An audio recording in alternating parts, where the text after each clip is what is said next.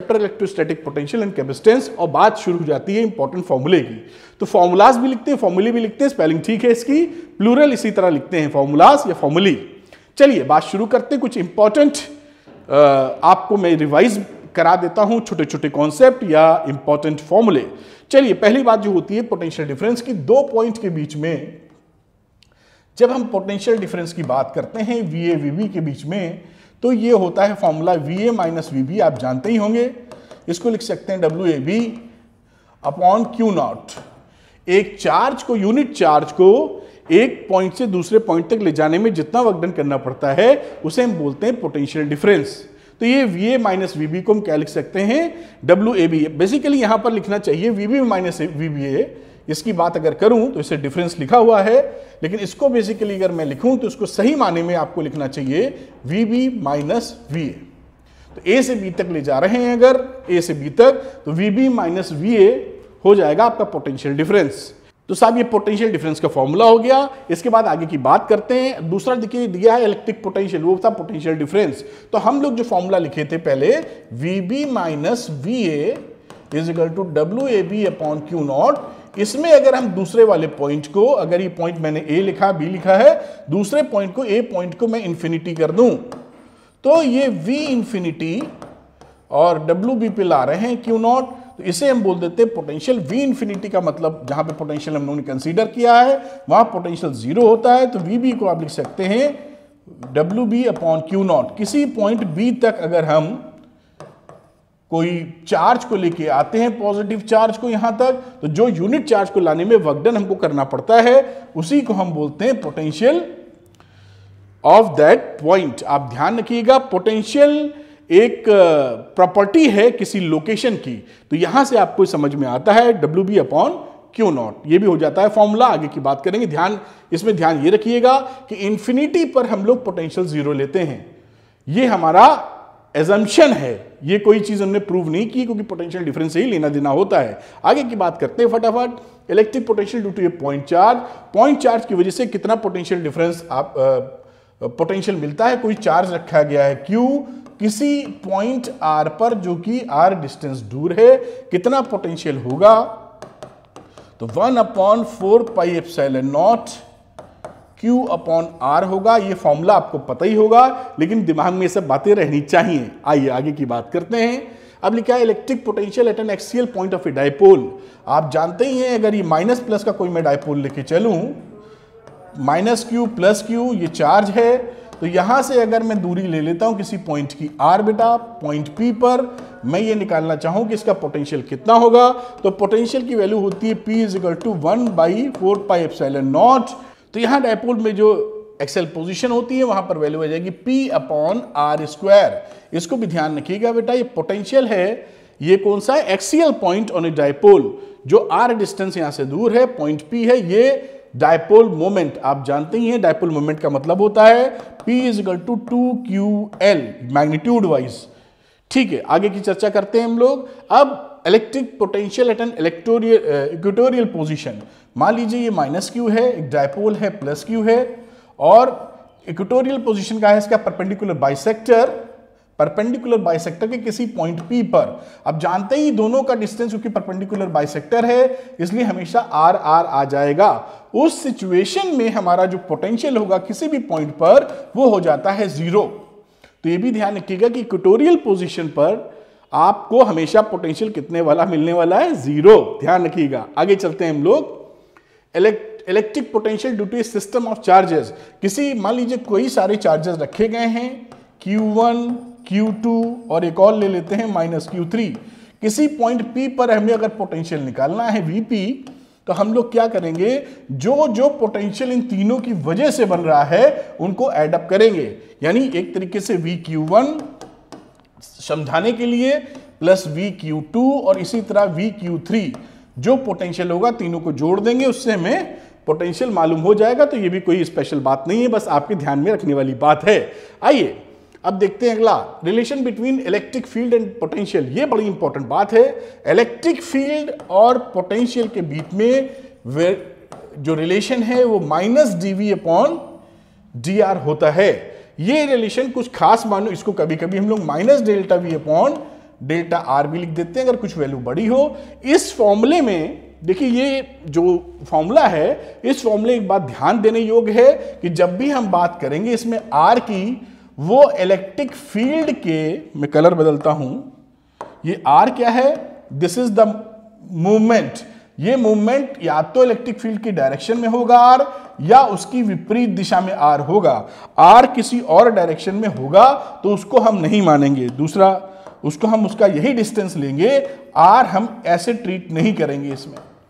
ये जो d r है, r in the direction of the electric field है, या अपोजिट डायरेक्शन में भी हो सकता है, लेकिन तिरछा नहीं हो सकता। तिरछे को कंसीडर नहीं करेंगे हम लोग। मेरे ख्याल से आप बात को पकड़ पा रहे होंगे।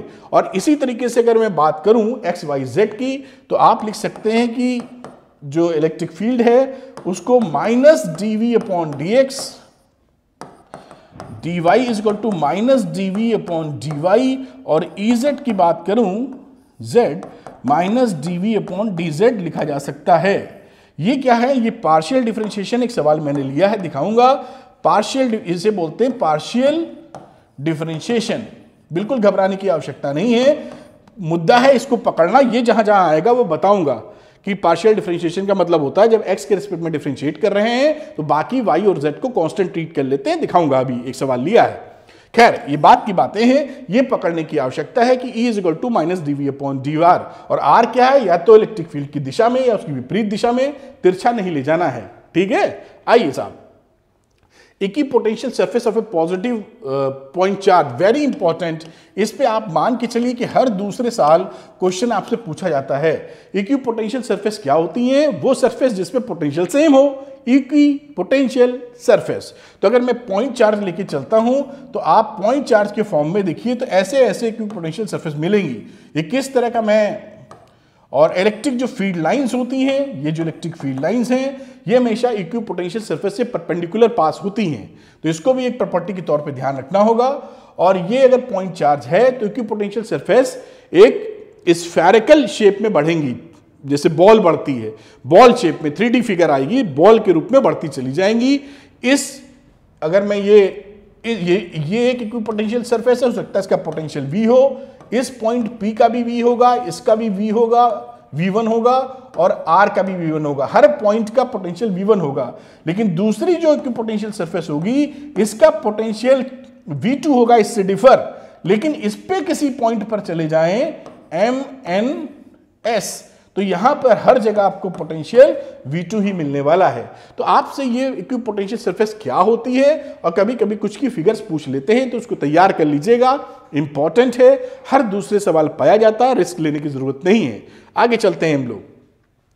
Potential energy of a system of two positive charges, दो पॉजिटिव चार्जेस को, एक सपोज करिए Q1 है, और फिर दूसरे वाले को आप प्लस Q2 को लेके आते हैं, सपोज इंफिनिटी से लेके आ रहे हैं। इस समय इसकी पोटेंशियल एनर्जी कितनी हो जाएगी सिस्टम की, तो उसको हम लोग लिखते हैं U potential energy 1/4 pi epsilon naught Q1 Q2 upon, इनके बीच का डिस्टेंस अगर R है तो वो डिस्टेंस ले लेंगे R। इसे potential energy of the system बोलते हैं, Q1 Q2 अपॉन R। और शॉर्ट में लिखने के लिए 1/4 पाई एप्सिलॉन नॉट को आप K भी रिप्रेजेंट कर सकते हैं, जैसा आप पहले रिप्रेजेंट करते रहे हैं। तो ये इस तरह से लिखा जा सकता है, कोई इसमें विशेष बात नहीं, लेकिन आपके ध्यान में आना जरूरी है। अगली बात करते हैं potential energy of a system of 3 point charges.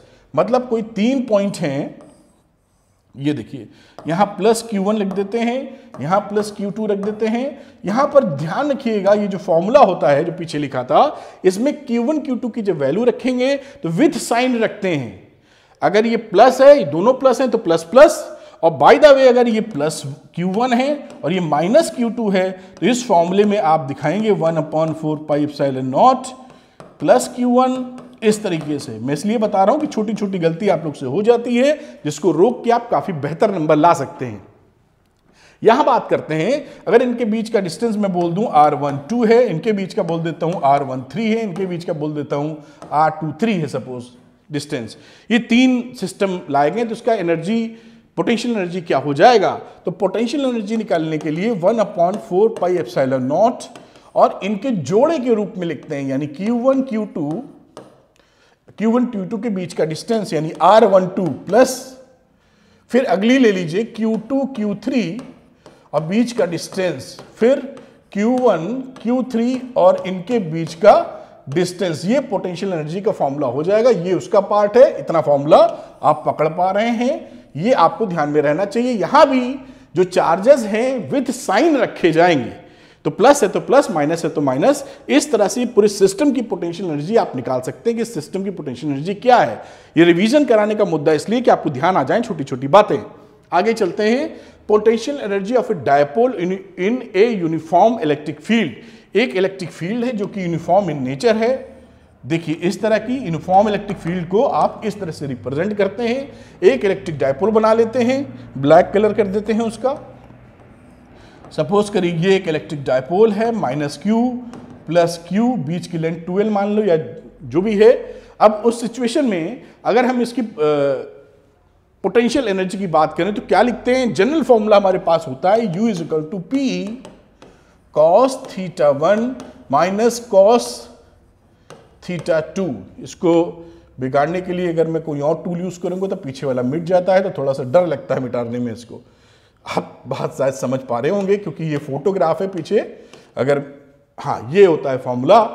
अब इन जनरल ये जो θ1 θ2 किससे हैं? P और E के बीच के θ1 एंड θ2 P और E के बीच का एंगल है। P क्या हो जाएगा? -q से +q की तरफ P का होता है डायरेक्शन, और ये एंगल इस समय हो गया सपोज थीटा। बात पकड़ में आई होगी।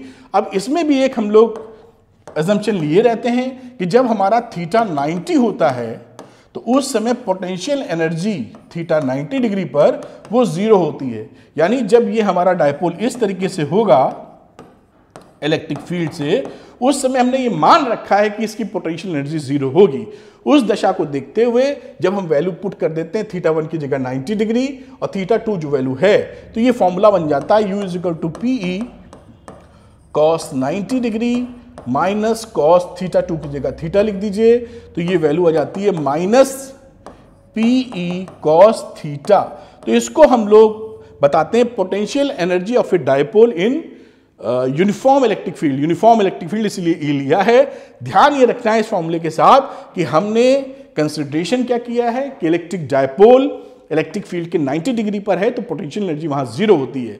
इस बात के साथ ये बात भी याद रखना जरूरी है। मैं थोड़ी स्पीड में बोल रहा हूं जिससे बहुत ज्यादा लंबा वीडियो ना बने, काफी पावर पैक्ड मसाला है इसके अंदर, तो इसके साथ ये भी याद रखना बहुत ज्यादा आवश्यक होता है। चलिए आगे की बात करते हैं। Behaviour of conductors in electrostatic field.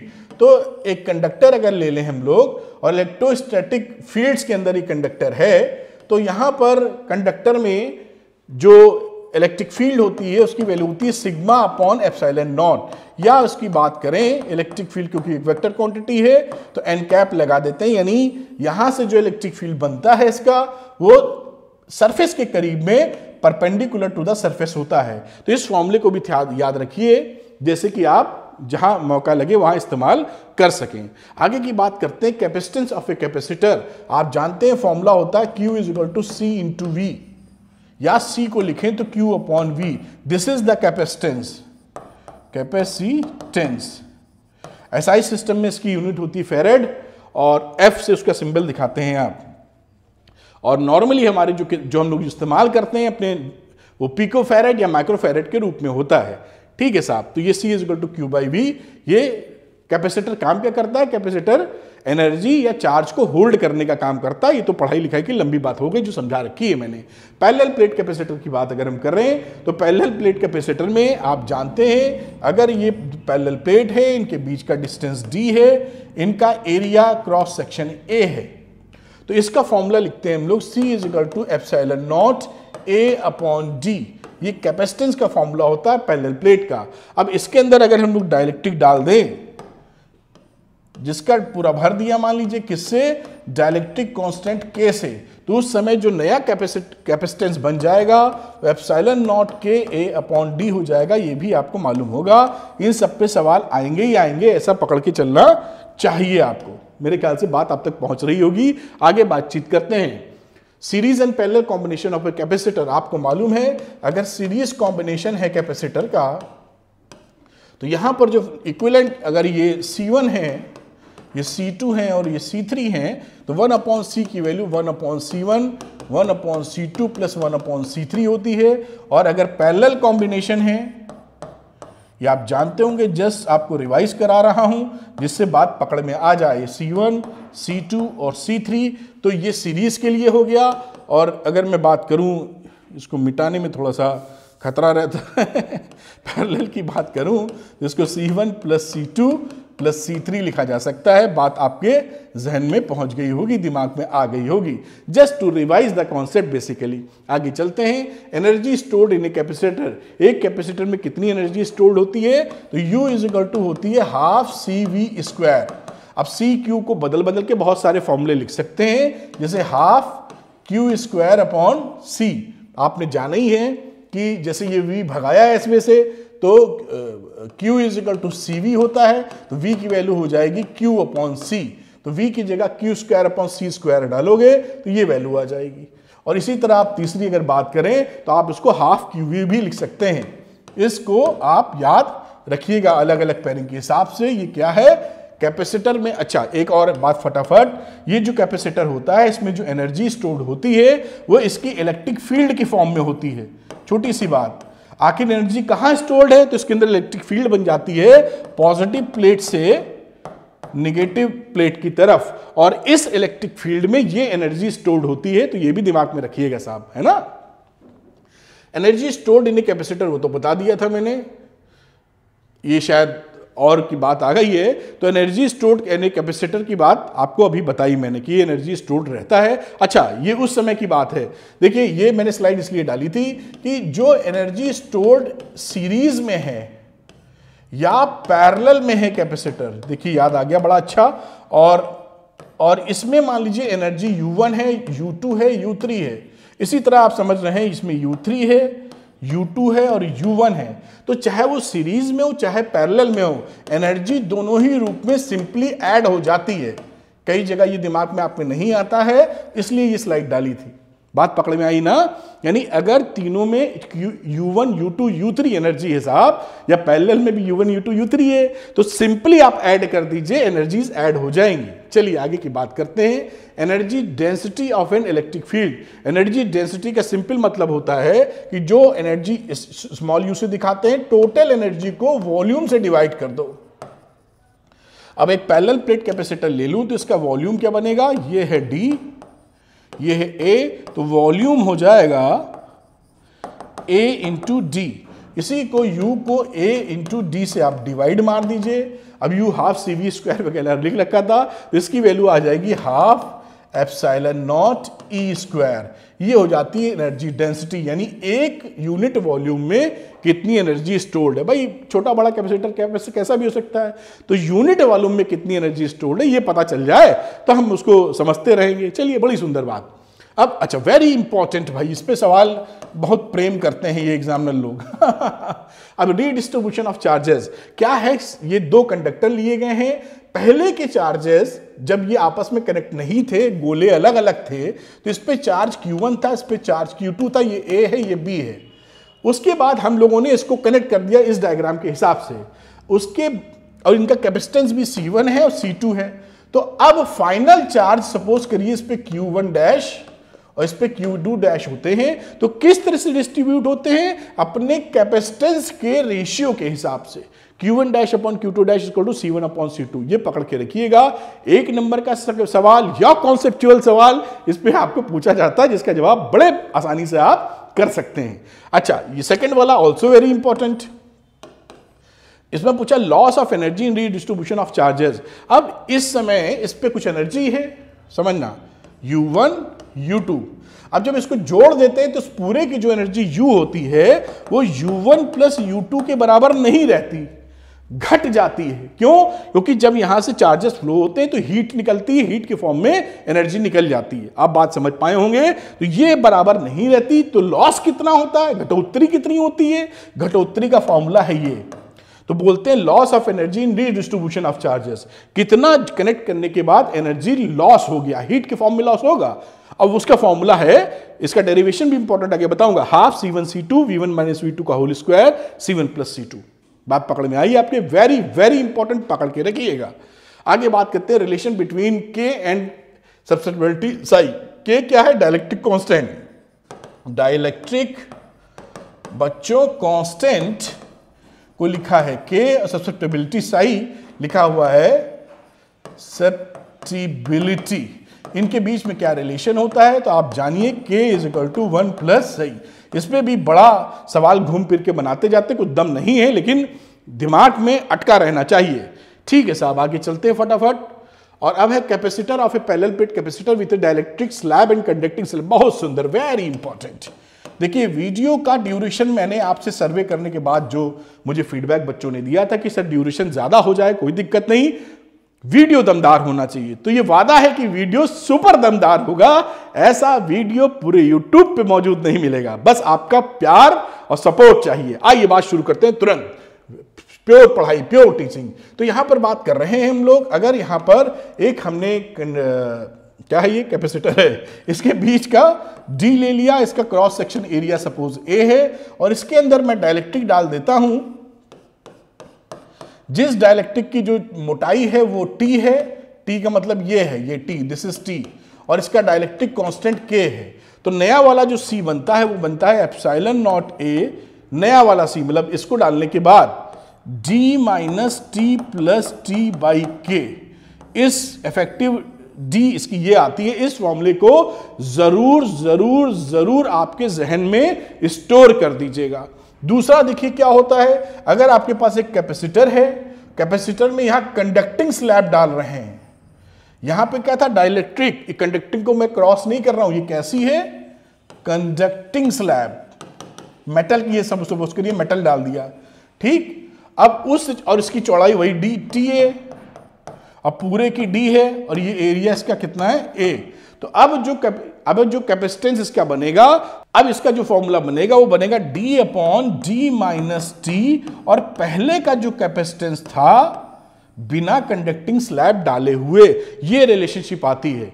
ये क्या है, कंडक्टिंग स्लैब, और ये नॉर्मली डाइलेक्ट्रिक इंसुलेटर्स रहते हैं। तो ये इंसुलेटिंग स्लैब है, ये कंडक्टिंग स्लैब है। बात पकड़ पा रहे हो? वेरी वेरी इंपॉर्टेंट इस समय ये कहानी। और अगर कंडक्टिंग मेटल की शीट डाल दी, मेटल का ब्लॉक डाल दिया, तो पहले से कैपेसिटर इस तरीके से बन जाने वाला है। चलिए बात आगे और लेके चलते हैं हम लोग। ये वेरी इंपॉर्टेंट, क्योंकि कोई चीज छूटे ना, भले थोड़ा वीडियो खींच जाए, आपको जबरदस्त तरीके से बातचीत कर रहे हैं। Effect of dielectric on various parameters. अब ये बात की जाए तो यहां पर क्या है, battery disconnected from the capacitor. क्या है कि एक कैपेसिटर को पहले हमने बैटरी से चार्ज किया बेटा, प्लस माइनस, और उसके बाद चार्ज करके अब हमने बैटरी हटा दी। हटाने के बाद इसके अंदर हम डाइलेक्ट्रिक डालने लगे। क्या डालने लगे बेटा, डाइलेक्ट्रिक। पहली सिचुएशन है बैटरी डिस्कनेक्टेड, और इस सिचुएशन में बैटरी लगी ही है, इसको बैटरी को नहीं हटाए हैं, और अब डाइलेक्ट्रिक डाल रहे हैं इसके अंदर। बात पकड़ पा रहे हो? अब डाइलेक्ट्रिक इसके अंदर डाल रहे हैं, जिसका डाइलेक्ट्रिक कांस्टेंट के वगैरह है, ये सब लिखा है। तो क्या होगा, अगर इसका शुरुआती दौर का जो कैपेसिटेंस है बिना किसी डाइलेक्ट्रिक डाले सी नॉट, दोनों का सी नॉट होगा, शुरुआती दौर है, तो क्या क्या फर्क पड़ने वाला है। तो यहां पर देखिए, जब आप पहले, ये क्या है, डिस्कनेक्टेड, क्या डिस्कनेक्टेड, बैटरी डिस्कनेक्टेड, उस समय चार्जेस कहीं नहीं जाएंगे, चार्जेस सेम रहेंगे। ये लिखा है Q is equal to q naught. Potential difference क्या हो जाएगा, V नॉट अपॉन के। क्यों होता है अगर मैं समझाऊंगा तो इसी पे आधे घंटे का वीडियो बन जाएगा। जस्ट कीप इन माइंड कि पोटेंशियल V नॉट अपॉन के हो जाता है, electric field E not upon के हो जाता है। जो कैपेसिटेंस है दोनों ही केस में के टाइम्स बढ़ जाता है। आप जानते ही डाइलेक्ट्रिक डालने पर ये देखिए दोनों ही केस में बढ़ जाता है, और एनर्जी U नॉट अपॉन के टाइम्स कम हो जाती है। अगर बैटरी कनेक्टेड है, पोटेंशियल सप्लाई किया जा रहा है V, तो भाई किसी भी कीमत पर जब बैटरी लगी है तो पोटेंशियल तो नहीं बदलने देगी, उसका तो काम ही है सेम पोटेंशियल मेंटेन करके रखना। तो यहां पर देखिए V और V नॉट दोनों हो जाते हैं बराबर। V हो जाएगा V नॉट, E हो जाएगा E नॉट, और C हो जाएगा K टाइम्स कैपेसिटेंस बढ़ जाएगा, और यहां एनर्जी भी K टाइम्स बढ़ जाएगी। तो ये पहला पार्ट जो था, मेरे ख्याल से अब इंपॉर्टेंट डेरिवेशंस आते हैं, ये पार्ट खत्म होता है बच्चों। This is very very important revision, क्योंकि ये समय भले लगे लेकिन आप अगर साथ में लिख रहे हैं तो पूरा चैप्टर का धूम धड़ाका कर देंगे। तो उम्मीद है आप ये कुछ समझ पाए होंगे कि क्या कहानी आपको ध्यान रखना चाहिए। ये फंडा वेरी इंपॉर्टेंट है, अक्सर हर दूसरे तीसरे साल में इस पे बेस्ड कुछ ना कुछ आता है। मैंने भी न्यूमेरिकल लिए हैं आपको समझाने के लिए। आगे चलते हैं इंपॉर्टेंट डेरिवेशंस की तरफ कि कौन से इंपॉर्टेंट डेरिवेशंस है जो आपको विशेष तौर पे ख्याल रखना चाहिए। आओ बेटा, देखिए electric potential due to a point charge, हमारा ये जो डेरिवेशन है ये वेरी इंपॉर्टेंट है, इसको आप जरूर तैयार कर लीजिए कि पॉइंट चार्ज की वजह से क्या पोटेंशियल आएगा। दूसरा, electric potential at N axial position of A dipole, dipole की एक्सियल पोजीशन पे क्या फॉर्मूला बनता है, ये फॉर्मूला है, इसका डेरिवेशन कैसे होगा ये भी महत्वपूर्ण है, इंपॉर्टेंट है। आगे बात करते हैं बेटा इक्वेटोरियल पोजीशन पे, देखिए जीरो है, अगर पूछा जाए कि शो दैट कि इक्वेटोरियल पोजीशन पे पोटेंशियल जीरो होता तो कैसे शो करेंगे, ऐसे शो करेंगे, आप उसको पकड़ के रखिए। अगली बात करते हैं relation between electric field potential E is equal to minus dV upon dr। मैंने बताया था कि इलेक्ट्रिक फील्ड की डायरेक्शन में ही हम R लेंगे या उसकी अपोजिट डायरेक्शन में R लेंगे, तिरछा नहीं लेंगे, ये ही हमारे कोर्स में है, ऐसा पकड़ के चलिए। आगे चलते हैं potential energy of a system of 2 point charges, 2 point charges का फॉर्मूला रिवाइज कराया था, कैसे आएगा इसको भी समझना जरूरी है। फिर ये जो 2 फॉर्मूले मैंने वहां बताए थे, इसका derivation is also very important, ये डेरिवेशन काफी महत्वपूर्ण है, तैयार कर लीजिए और बात बनती चली जाएगी। कैसे लॉजिक था वो भी बताया था आपको। पैरेलल प्लेट कैपेसिटेंस में कैपेसिटेंस कितना आता है, इसका भी डेरिवेशन बहुत पिद्दी सा है 4 लाइन का, वो भी तैयार कर लें आप। आगे बात करें सीरीज कॉम्बिनेशन, पैरेलल कॉम्बिनेशन, ये सब कैसे आता है, बिल्कुल 5-5 मिनट के डेरिवेशंस भी नहीं हैं अगर आप बात करें। फिर जो मैंने बात आपकी थी, देखिए फॉर्मूला वही लिखा हुआ है एप्सिलॉन नॉट ए, और इसको लिख सकते हैं d minus T plus T by के। इसका डेरिवेशन भी आपसे पूछा जाता है, एक इंपॉर्टेंट डेरिवेशन है बेटा। ये कहानी आप समझ रहे होंगे, एक इसमें डाइलेक्ट्रिक स्लैब इंसर्ट किया गया था, इसका टी चौड़ाई था डाइलेक्ट्रिक स्लैब का, इसका पूरा d था, इसका k था डाइलेक्ट्रिक कांस्टेंट, एरिया था क्रॉस सेक्शन a। उस सिचुएशन की बात है कि जब पैरेलल प्लेट कैपेसिटर में एक डाइलेक्ट्रिक अंदर डालते हैं तो उसके कैपेसिटेंस कितना आता है, उसका डेरिवेशन। अब loss of energy very important, कभी भी पूछा जा सकता है, ये आपको पता होना चाहिए कि loss of energy show that करके आ जाता है, मैंने समझाया था, ये डेरिवेशन बहुत महत्वपूर्ण है, आना चाहिए। मैंने बिल्कुल कोशिश की है कि कुछ भी नहीं मिले, आपका काम सुपरहिट और ठीक है साहब, ये कहानी हो जाती है अपनी किस चीज की, फॉर्मूला रिवीजन, काफी कुछ पार्ट। अब यहां से सवाल लगाने की बारी आती है, तो चलिए सवाल लगाना शुरू करते हैं। तो बच्चों करते हैं एमसीक्यू क्वेश्चंस, बहुत इंटरेस्टिंग और इंपॉर्टेंट। तो एमसीक्यू क्वेश्चंस ये रहे, पहला क्वेश्चन लेते हैं। पूछा गया what is the electric potential at a distance of 90 meter from 3 microcoulomb. आप जानते हैं जो पोटेंशियल का फॉर्मूला होता है 1/4 pi epsilon not Q upon R होता है। 1/4 पाई एप्सिलॉन नॉट की वैल्यू होती है 9 × 10 की पावर 9, Q की वैल्यू दे रखी है 3 माइक्रोकूलम, 3 × 10 की पावर -6 और 90 मीटर नीचे आ गया। अब यहां से अगर आप कैंसिल आउट करते हैं, आप देखिए 9 से तो ये आ जाएगा 10 और ये हो जाएगा 0.3 × 10 की पावर 3, तो ये वैल्यू आ जाती है 300 और ये 300 वोल्ट है। तो option number B is correct, इसका आंसर बी हो जाएगा। इस तरीके से आप ये जो क्वेश्चंस मैं करा रहा हूं करिए, फिर इसको पॉज करके खुद भी लगाइएगा तो बहुत अच्छी प्रैक्टिस हो जाएगी। पहला एमसीक्यू इस तरह के क्वेश्चंस मिलेंगे कि चार्ज रखा गया था किसी डिस्टेंस पी पर, कितना पोटेंशियल आएगा, तो वो आपने निकाल दिया बड़े आराम से। नंबर 2 क्वेश्चन मैंने काफी बड़ा बड़ा लिखा कि आपको देखने में तकलीफ ना हो। The potential energy of a system of 2 charge is negative. किसी 2 चार्जेस नेगेटिव, इसमें लिखा कि 2 चार्जेस के बीच में जो पोटेंशियल एनर्जी है, मान लीजिए Q1 और Q2 जो सिस्टम की एनर्जी है, वो नेगेटिव कब होगी। तो हमें ये मालूम है कि जो पोटेंशियल एनर्जी होती है U, वो 1/4 pi epsilon naught Q1 Q2 upon R होती है, इनके बीच का डिस्टेंस R है। तो ये नेगेटिव कब होगी, जब इन दोनों का साइन अपोजिट इन नेचर हो, एक का प्लस हो दूसरे का नेगेटिव हो, या पहले का नेगेटिव हो दूसरे का पॉजिटिव हो। तो देखते हैं इसमें ऑप्शन क्या है। हाँ, ये option number C is correct.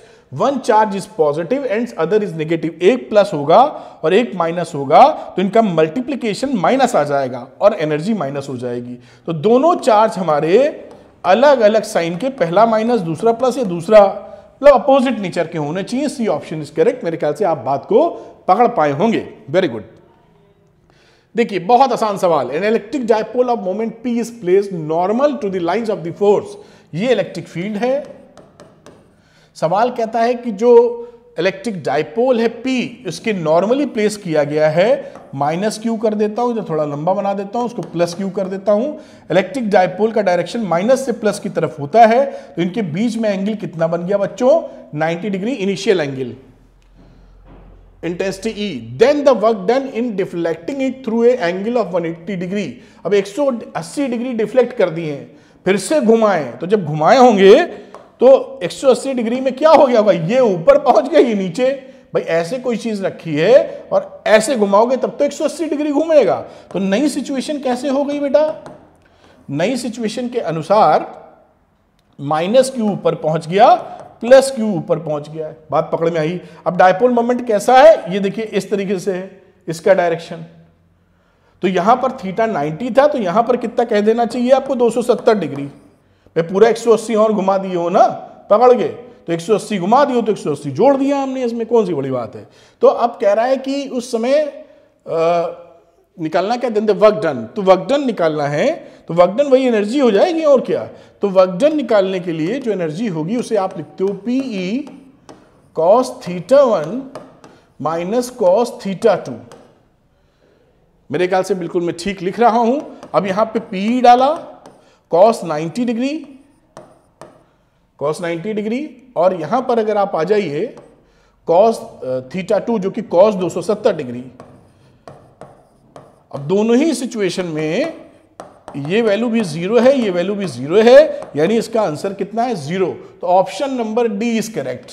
आप बात पकड़ते चलिएगा, सीखते चलिएगा, ऐसे ही सवाल एग्जामिनेशंस में मिलेंगे। बिल्कुल बढ़िया रिसर्च करके बनाया है, जबरदस्त। आपका सारा काम खत्म। The equivalent capacitance between point A and B, ये पॉइंट ए बी है, इनके बीच का इक्विवेलेंट कैपेसिटेंस निकालना है। कई बच्चे देख के घबरा जाएंगे, कई सोचेंगे अरे तो व्हीट स्टोन ब्रिज टाइप का लग रहा है, वो नहीं है। बिल्कुल सिंपल कहानी है। देखिए ए से शुरू कीजिए। अगर यहां से कोई चार्ज फ्लो करेंगे, प्लस चार्ज, तो देखिए प्लस यहां बैठ जाएगा, इस तार को जोड़े हो तो प्लस यहां बैठ जाएगा, यहां बैठ जाएगा। तो यहां पर ए से 3, ये देखिए ये सी ये जुड़ा हुआ है, दूसरा आप गए तो ये वाला जुड़ गया नंबर, इसको नाम दे दीजिए MNR। तो ये सपोज करिए ये M है, ये N है, और ये तीसरा वाला R है। पॉजिटिव प्लेट से जोड़ दिया। अब यहां पे ये B वाले को देखो, तो ये R वाले की निगेटिव प्लेट से जुड़ा है ना, तो R वाले की निगेटिव प्लेट से जोड़ दो किसको? B पॉइंट को, इधर या इधर कहीं बना दो। इसी तरह ये N वाले की निगेटिव पॉइंट से जुड़ा हुआ है, तो N वाले से निगेटिव जोड़ा, फिर इसके वाले से भी निगेटिव से जुड़ा हुआ है, ये जोड़ा। देखिए तीनों सिंपल पैरेलल में है। ये कॉम्बिनेशन पहचान लीजिएगा पैरेलल। घबरा मत, ज्यादा पढ़ना भी ज्यादा पढ़ लीजिए और उसको अप्लाई ना कर पाई तो खतरनाक, नहीं सोचे पता नहीं कौन सा फार्मूला लगना है। सिंपल, अगर ये पैरेलल कॉम्बिनेशन का सवाल है तो पैरेलल में फॉर्मूला लगता है CP C1 plus C2 plus C3, और तीनों का कैपेसिटेंस अगर इक्विवेलेंट कैपेसिटेंस है, मान लीजिए C कैपेसिटेंस के हैं, तो C प्लस C जोड़ोगे तो 3C आपका आंसर आ जाएगा। Option number A is correct, ये आपका आंसर है। बड़े आराम से करते जाइए, प्रैक्टिस साथ साथ करते जाइए, जबरदस्त कहानी बनने वाली है। आगे चलते हैं। The capacitance of a capacitor does not depend upon, आपने पैरेलल प्लेट कैपेसिटर का फॉर्मूला देखा था, epsilon naught A upon D। उम्मीद है याद होगा। याद क्यों नहीं होगा भाई? ये भी नहीं याद होगा तो कैसे चर्चा होगी फिर? ये कहानी थी। अब साइज ऑफ द प्लेट भाई इस पे डिपेंड करता है, एरिया बढ़ाओगे तो बढ़ जाएगा। Shape of the plates geometrical configuration पे डिपेंड करता है, वॉल्यूम पे डिपेंड कर रहा है, A into D। Separation between plates D पर डिपेंड कर रहा है, चार्ज ऑन द प्लेट पे डिपेंड नहीं करता। तो option number D is correct. कितना चार्ज लोड कर दोगे उस पर थोड़ी डिपेंड करता है। आप सोचोगे Q इक्वल टू CV होता है, तो दिमाग में ऐसा ना आ जाए कि Q is proportional to C। This is wrong. क्यों? क्योंकि C जो होता है वो Q बाई V, ये चार्ज बढ़ाते हो तो पोटेंशियल भी बढ़ जाता है, तो इनका रेशियो सेम रहता है। ऐसा मत समझ लेना, this is wrong interpretation. Are you getting my point? अगर आप चार्ज बढ़ाओगे तो V भी बढ़ जाएगा, तो उनका रेशियो बराबर रहने वाला है। बाकी समझाने के लिए तो काफी समय दिया जा सकता है, लेकिन तेजी से चल रहे हैं। तो यहां पर option number D is correct, बात पकड़ में आई। आगे की बात करते हैं, बहुत सुंदर सवाल। Figure show some equipotential lines, देखते हैं अभी। Distributed in space a charge object is moved from point A to B. ये पहली फिगर है बेटा, उम्मीद है दिख रही होगी। फोटो वोटो रहती तो खिंच आ जाती है, उसमें क्या करें हम लोग। तो ये तीसरा पॉइंट फिगर 1 में ये ए है, बी है, और इक्विपोटेंशियल में ये 20 वोल्ट है और ये 40 वोल्ट है। यहां आप देख पा रहे हैं ये 20 वोल्ट है और बी वाला ये ऊपर लिखा है 40 वोल्ट। इसी तरह यहां है 20 वोल्ट और ये 40 वोल्ट। देखिए साहब, अब कह रहा है इक्विपोटेंशियल सरफेस पे ए से बी अगर हम ले जाएं ऑब्जेक्ट को, तो क्या स्टेटमेंट पास किया जाए। लिखा द वर्क डन, सारी कहानी वर्क डन की है। आप जान रहे हैं कि जो V is equal to W upon Q होता है, उम्मीद है पता है आपको। W की वैल्यू होती है QV या VQ, जो भी लिख दीजिए आप। और यहां पर लिखना चाहिए, तो अगर मैं डेल्टा W लिखूं तो Q इंटू डेल्टा V लिखना चाहिए बेसिकली, है ना। तो Q तो सेम ही है, कोई भी चार्ज ले जा रहे हैं, चार्ज ऑब्जेक्ट जो चार्ज है वो तो बराबर बना हुआ है। डेल्टा V देखते हैं, तो यहां पर देखिए डेल्टा V कितना हो गया, 40 में से 20 घटा दोगे तो डेल्टा V इज 20, 40 में से 20, यहां भी 40 में से 20, यहां भी 40 में से 20, तो तीनों में डेल्टा V सेम है, तो वर्क डन तीनों में सेम है, Q इंटू डेल्टा V। बात पकड़ में आ रही है? तो ऑप्शन नंबर सी सही हो जाएगा। The work done is the same in the figure 1, 2, 3 and answer is C. इस तरह से आप सवाल कंप्लीट कर सकते हैं। मुझे उम्मीद है कि ये बात पकड़ में आ रही होगी। चलते हैं अगले सेगमेंट पे, न्यूमेरिकल्स पर। तो बच्चों करते हैं न्यूमेरिकल्स, जबरदस्त, सारा काम तैयार, फर्स्ट क्लास। तो इंपॉर्टेंट क्वेश्चंस यानी न्यूमेरिकल्स अभी इस चैप्टर के लिए पहला न्यूमेरिकल आपके सामने है। और ये सारी चीज कहां से, जो बोर्ड एग्जाम में आए हुए सवाल हैं और जो अक्सर पूछे जाते हैं। ठीक है साहब। तो 3 points ABC line in uniform electric field, ये 3 पॉइंट बने ABC, मेरे ख्याल से दिख रहे हैं आपको। ये A, ये B और ये C। और इलेक्ट्रिक फील्ड की वैल्यू दे रखी है, देखिए 5 इंटू 10 की पावर 3 लिख लेता हूं फटाफट। न्यूमेरिकल करने का वसूल, प्रिंसिपल, गाइडलाइन, जो डाटा दिया गया है उसको छाप मारो, लिख मारो। As shown in the figure, find the potential difference between A and C। A और C के बीच का पोटेंशियल डिफरेंस निकालना है। सपोज करिए VC माइनस VA निकालना है, या VA माइनस VC, जो कहना चाहें, इसको आपको पता करना है। बिल्कुल पता कर देंगे। अब यहां पर देखिए, आपने एक रिलेशनशिप पकड़ा था, E is equal to minus DV upon DR या minus delta V upon delta R। ये माइनस साइन तो ये बताता था कि इलेक्ट्रिक फील्ड की डायरेक्शन में आगे बढ़ते जाओगे तो पोटेंशियल कम होता जाएगा। तो ये माइनस का उतना ही डिफरेंस है, वरना delta V upon delta R को इस्तेमाल किया जा सकता है। अब आपको मैंने जो बताया था कि इलेक्ट्रिक फील्ड की डायरेक्शन में ही R लेना है या उसकी विपरीत दिशा में, तिरछा विरछा नहीं चलेगा। तो यहां पर A और C का जिक्र किया गया है, तो A C के जिक्र में अगर मैं ये लिखूं, यहां पर देखो E इलेक्ट्रिक फील्ड, माइनस छोड़ देते हैं, अभी मैग्नीट्यूड की बात कर रहे हैं, नीचे लिखते हैं डेल्टा R और डेल्टा V को लिख देता हूं मैं VC माइनस VA। इसी फॉर्मूले को एक्सटेंड करके लिखा है। तो डेल्टा R क्या होगा, ये 5 नहीं लेना, मैंने कहा तिरछा विरछा नहीं चलेगा, सीधा चलेगा केवल, या तो ऐसे या तो ऐसे। तो यहां आगे बढ़े तो हमें ये रिक्वायरमेंट है, this is 4, 3, 4, 5 right angle triangle है, ट्रायड बन गया 4। तो हमें क्या लेना है, VC माइनस VA, E और डेल्टा R की जगह हम लोग E की वैल्यू, डेल्टा R की जगह 4 लिखेंगे, 4 सेंटीमीटर। तो 5 इंटू 10 की पावर 3 और सेंटीमीटर लिख दो 4 इंटू 10 की पावर -2। ठीक, आंसर आ जाएगा। अब क्या है आंसर? अच्छा, आंसर तो उसमें लिखा ही नहीं है, अभी देखते हैं कितना आता है। तो ये हो गया 5 4 जा 20 और ये हो गया 10, 200 वोल्ट इसका आंसर है। मेरे ख्याल से आप बात पकड़ पाए, 200 वोल्ट इज द आंसर। इस तरह से सवाल करेंगे। ये छोटे छोटे सवाल नीट में भी पूछे जाते हैं, बहुत आसान। खैर नीट का जिक्र बाद में, बोर्ड की बात करते हैं, बोर्ड में भी खूब पूछे जाते हैं। आइए दूसरे न्यूमेरिकल को पकड़ते हैं और समझते हैं। उसी का भाई, a test charge Q is moved without acceleration from A to C। कोई टेस्ट चार्ज ए से लेकर सी तक पहुंचना है, लेकिन पहुंचे कैसे उसका भी निर्देश दिया, एरो लगा हुआ है। Along the path from A to B, A से पहले बी की तरफ गए, यहां पहुंचे, फिर उसके बाद and then from B to C, उसके बाद हम लोग बी से सी गए। मतलब हम सीधे नहीं पहुंचे, ऐसे ऐसे गए। चलो भाई ठीक। In electric field as shown in the figure, दिख गया हमको। Calculate the potential difference between A and C, हमको ए और सी का पोटेंशियल डिफरेंस निकालना है।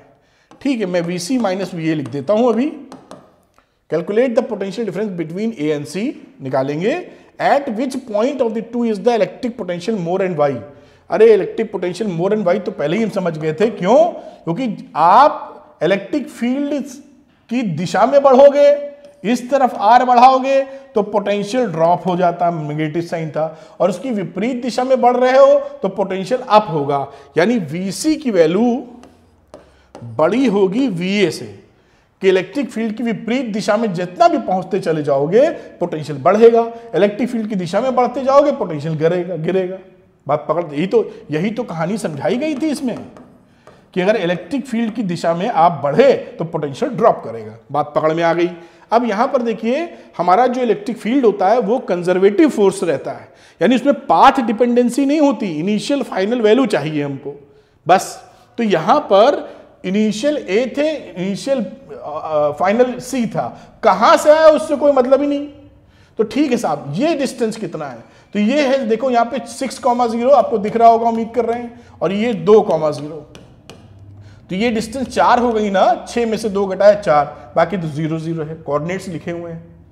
बात पकड़ पा रहे हो नहीं? दिस इज 4 आ गया ना, आ गया, 6 में से 2 गया 4। तो अब हमें फिर से यही फॉर्मूला इस्तेमाल कर लेना है प्यार से। तो इलेक्ट्रिक फील्ड की वैल्यू ई दे रखी थी, तो मुझे क्या करना चाहिए? इलेक्ट्रिक फील्ड की वैल्यू ई दे रखी है, मैं लिख देता हूं delta we upon delta R. Delta we को मैं लिख रहा हूं वीसी माइनस वीए, और डेल्टा आर कितना हो गया? 4 लिख देता हूं, जो भी वैल्यू होगी, जो भी यूनिट्स इस्तेमाल करेंगे। तो वीसी माइनस वीए आप क्या लिख सकते हैं? 4 इंटू ई। ये आंसर आ गया पहला वाला, कि कितना होगा। बात पकड़िएगा मेरी। और दूसरा कौन? ये तो मैंने बता ही दिया कि वीसी हमेशा वीए से बड़ा होगा, अपोजिट डायरेक्शन में बढ़े। तो ये आंसर हो गए। इस तरह से लॉजिक कॉन्सेप्ट को क्लियर रखिए, जिससे आसानी से सवाल कर पाए, और कैसा भी पेपर आए फिर हार्ड टफ नहीं रहे, आता है तो आता है, फिर हार्ड टफ क्या होता है। चलिए एक क्वेश्चन और समझते हैं। काफी क्वेश्चन पिकअप की, देखिए 2019 में आया, जिससे कि आपका काम बन जाए बेटा, मजा आ जाए, है ना। चलिए, 2 identical capacitors of 12 picofarad each are connected in series across a 50 volt battery. एक बार 2 जो कैपेसिटर हैं वो सीरीज में लगाए गए, मैं फोटो बनाता हूं इससे ज्यादा पकड़ोगे, और एक बैटरी से कनेक्ट किया है, कर देंगे भाई 50 वोल्ट की बैटरी प्लस माइनस, ठीक। और ये 12 पिकोफैरेड के हैं, इसको भी ज्यादा लिखेंगे तो सरकाना पड़ जाएगा। Calculate the electrostatic energy stored in the combination. अच्छा, इलेक्ट्रोस्टैटिक एनर्जी कितनी स्टोर्ड है बताना है, हम बताएंगे। इलेक्ट्रोस्टैटिक एनर्जी, या ई तो इलेक्ट्रिक फील्ड समझते हो तो यू लिख देता हूं, यहाँ पे यू से समझोगे, ठीक। If these were connected in parallel across the same battery. अच्छा भाई, इसके बाद दूसरी कंडीशन क्या है कि इन्होंने पैरेलल कनेक्टिविटी करा दी है, कि उसी बैटरी से कितने वोल्ट की थी? 50 वोल्ट की बैटरी थी। Find out the value of the energy stored in this combination. अच्छा, ये 2 पार्ट एक तरीके से बन गए हैं, एक बार सीरीज वाला कर दो और एक बार पैरेलल वाला कर दो, कर देंगे, कोई टेंशन नहीं। यहां पे इस सिस्टम का, ये सीरीज में है ना, तो सीरीज में हमारा 1/CS होता है, 1/C1 प्लस 1/C2। तो पिकोफैरेड को लिखे रहने देते हैं, कितना है? 12। तो 1/12 प्लस 1/12। शॉर्टकट भी तरीका आप जानते हैं, ऐसे 2 कॉम्बिनेशन हो तो CS को हम लोग क्या लिख देते हैं? C1 into C2/C1 plus C2, और दिख रहा है यहाँ 12/2 आ जाएगा। खैर, कुछ भी तरीका अपनाएं, यहां CS की वैल्यू आ जाएगी 12/2 विच इज 6 पिकोफैरेड। उम्मीद है आप निकाल लेंगे। 1/12 1/12 जोड़ा तो 1/6 आ जाएगा, और CS की वैल्यू 6 हो जाएगी। बात पकड़ में आ गई होगी। अब यहां पर जो फॉर्मूला होता था वो होता था हाफ CV²। तो हाफ लिखा, C की जगह लिख दो 6 पिकोफैरेड, ठीक। और V कितना है बेटा? V है 50 वोल्ट, तो 50 वोल्ट का स्क्वायर, इसको चलो कैलकुलेट ही कर देते हैं, थोड़ा सा ऊपर यहां रोकेंगे। तो यहां पे देखिए वैल्यू कितनी आ गई, काटापीटी कर दो यहां से, तो 2 ये आ जाएगा 3 10 की पावर -12, ये आ जाएगा 2500। तो 25 इंटू 3 7.5 आ जाएगा, 75 आ जाएगा, और 3 जीरो कम कर दो तो आ गया 7.5 इंटू 10 की पावर -9 एनर्जी है, जूल में आ गया। तो 7.5 इंटू 10 की पावर -9 जूल पहले वाले का आंसर है। दूसरे वाले का आंसर कर देते हैं कलर बदल के, जिससे फर्क कर पाए आसानी से। ठीक, यहां पर इक्विवेलेंट कैपेसिटेंस कितना हो जाएगा, C पैरेलल में सिंपली लग जाता है C1 प्लस C2, तो यहां CP कितना हो गया 12 पिकोफैरेड प्लस 12 पिकोफैरेड हो गया 24 पिकोफैरेड इक्विवेलेंट कैपेसिटेंस। बहुत बढ़िया। अब एनर्जी क्या होती है, हाफ CV स्क्वायर लगा दो, तो हाफ लिखा, C लिखा 24 पिकोफैरेड, और साथ में V था, तो V तो 50 का स्क्वायर 2500 आने ही वाला है। खैर मैं एक बार 50 का स्क्वायर भी लिख देता हूं, जिसे आप बिल्कुल अच्छी तरह समझ जाएं। इसको काटोगे तो 12 आ जाएगा, 12 इंटू 10 की पावर -12 इंटू 2500। मेरे ख्याल से बात पकड़ पा रहे हैं आप। अब इसको मल्टीप्लाई कर दीजिए, 25 इंटू 12, तो 2500 300 हो गया। सही बोला क्या चाचा? हाँ 300, तो 300 और 2 जीरो और इंटू 10 की पावर -12। तो यहां पर 4 निपटा दो इससे, तो 3 इंटू 10 की power -8 joule is the answer. बस देखिए ये कहा, इन सवालों को अगर टफ बोलेंगे तो सरल किसको बोलेंगे बेटा बताओ। ये 2019 का सवाल हो गया ना कितने आराम से, ये भी आंसर हो गया और दूसरा वाला भी आंसर हो गया। इन सवालों को बड़े प्यार से आप ऐसे कर सकते हैं बिना किसी टेंशन के। तो उम्मीद है आपको बात पकड़ में आ रही होगी। अगले न्यूमेरिकल पे भी चलते हैं हम लोग। तो बच्चों करते हैं अगला न्यूमेरिकल, वेरी इंपॉर्टेंट न्यूमेरिकल। ये न्यूमेरिकल बोर्ड के लिए भी इंपॉर्टेंट है, नीट के लिए भी इंपॉर्टेंट है और जेईई मेंस में भी आता रहा है। बहुत सरल न्यूमेरिकल है, घबराइए बिल्कुल नहीं, हलवा सवाल। तो इसका सोल्यूशन करेंगे हम लोग, और बोर्ड्स के लिए भी वेरी इंपॉर्टेंट क्वेश्चन। देखिए क्वेश्चन पढ़ के समझाता हूं, आप खुद ट्राई करना चाहें तो पॉज कर लें, पहले ट्राई करें। 2 particles have equal masses of 5 ग्राम, 5 ग्राम के 2 पार्टिकल्स हैं। ईच एंड अपोजिट चार्जेस, दोनों पे चार्ज दिए हुए हैं, एक पे प्लस चार्ज है ध्यान दीजिएगा, और एक पे माइनस चार्ज है, दोनों पे सेम चार्ज है। They are released from rest with a separation of 1 metre. यानी मैं बात करूं अगर, तो प्लस क्यू यहां रखा है सपोज, और यहां कहीं माइनस क्यू रखा है। समझिए बात, इनके बीच का सेपरेशन है 1 मीटर। अब दोनों में अट्रैक्शन लगेगा, इनको रिलीज किया गया है, तो एक दूसरे को खींचेंगे, दौड़ पड़ेंगे एक दूसरे की तरफ। They are released from rest with a separation of 1 meter between them. Find the speeds of particles. ध्यान दीजिए, कई बच्चे पूछते रहते हैं क्लास में मुझे कैसे होगा सवाल। Speed of particle when the separation is reduced to 50 centimetre. अभी क्या, जब ये दौड़ के पास में आएंगे, ये देखिए पास में आ गए, प्लस क्यू छोटा बना दिया, माइनस क्यू, और इनके बीच का जो डिस्टेंस है वो अब 50 सेंटीमीटर है।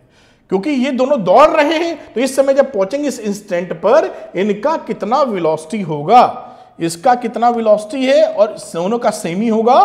क्यों? क्योंकि दोनों का मास है बराबर और फोर्स भी है बराबर। तो F = ma आप जानते ही हैं। तो जब मास भी बराबर, फोर्स भी बराबर, सब सिचुएशन बराबर, तो दोनों का वेलोसिटी भी सेम बराबर हो जाएगा। तो v इसका होगा तो v उसका होगा, पहली बात। दूसरी बात, इस सवाल को निकालने के कई तरीके हैं, लेकिन एनर्जी कंजर्वेशन से सबसे सरल तरीके से निकलेगा। वरना आप कैलकुलस भी लगा सकते हैं, वो नहीं करेंगे हम लोग, सरल मेथड अपनाएंगे, एनर्जी कंजर्वेशन। ठीक, बात पकड़ में आई ना। सिचुएशन क्या है, इस समय इसकी वेलोसिटी और दोनों वेलोसिटी है सेम, क्योंकि दोनों का है मास सेम, दोनों पे फोर्स सेम, तो दोनों का एक्सीलरेशन सेम, तो वेलोसिटी भी सेम। बात पकड़ में आ गई। ठीक है, अब इस समय जो वेलोसिटी, इसको मैं बोल देता हूं, ये डिस्टेंस को बोल दो चाहे तो R1, और इसको R2 बाद में वैल्यू रख देंगे हम लोग। ठीक, इस समय इनिशियल सिस्टम में हमारी क्या एनर्जी थी, टोटल एनर्जी साहब, वो थी पोटेंशियल एनर्जी। अभी तो शुरू नहीं हुए दौड़ना, तो उसकी जो पोटेंशियल एनर्जी होगी वो होगी 1/4 pi epsilon naught Q1 Q2 upon इनके बीच का डिस्टेंस विच इज R1। आप जानते हैं पोटेंशियल एनर्जी का यही फॉर्मूला होता है, आपको दो चार्जेस के बारे में। आगे बढ़ो, इस सिचुएशन में जब ये पहुंचे दोनों, तो इस सिचुएशन में कौन कौन सी एनर्जी, एक तो पोटेंशियल एनर्जी है और दूसरी काइनेटिक एनर्जी है दोनों के पास। तो इसके पास है ½ mv²,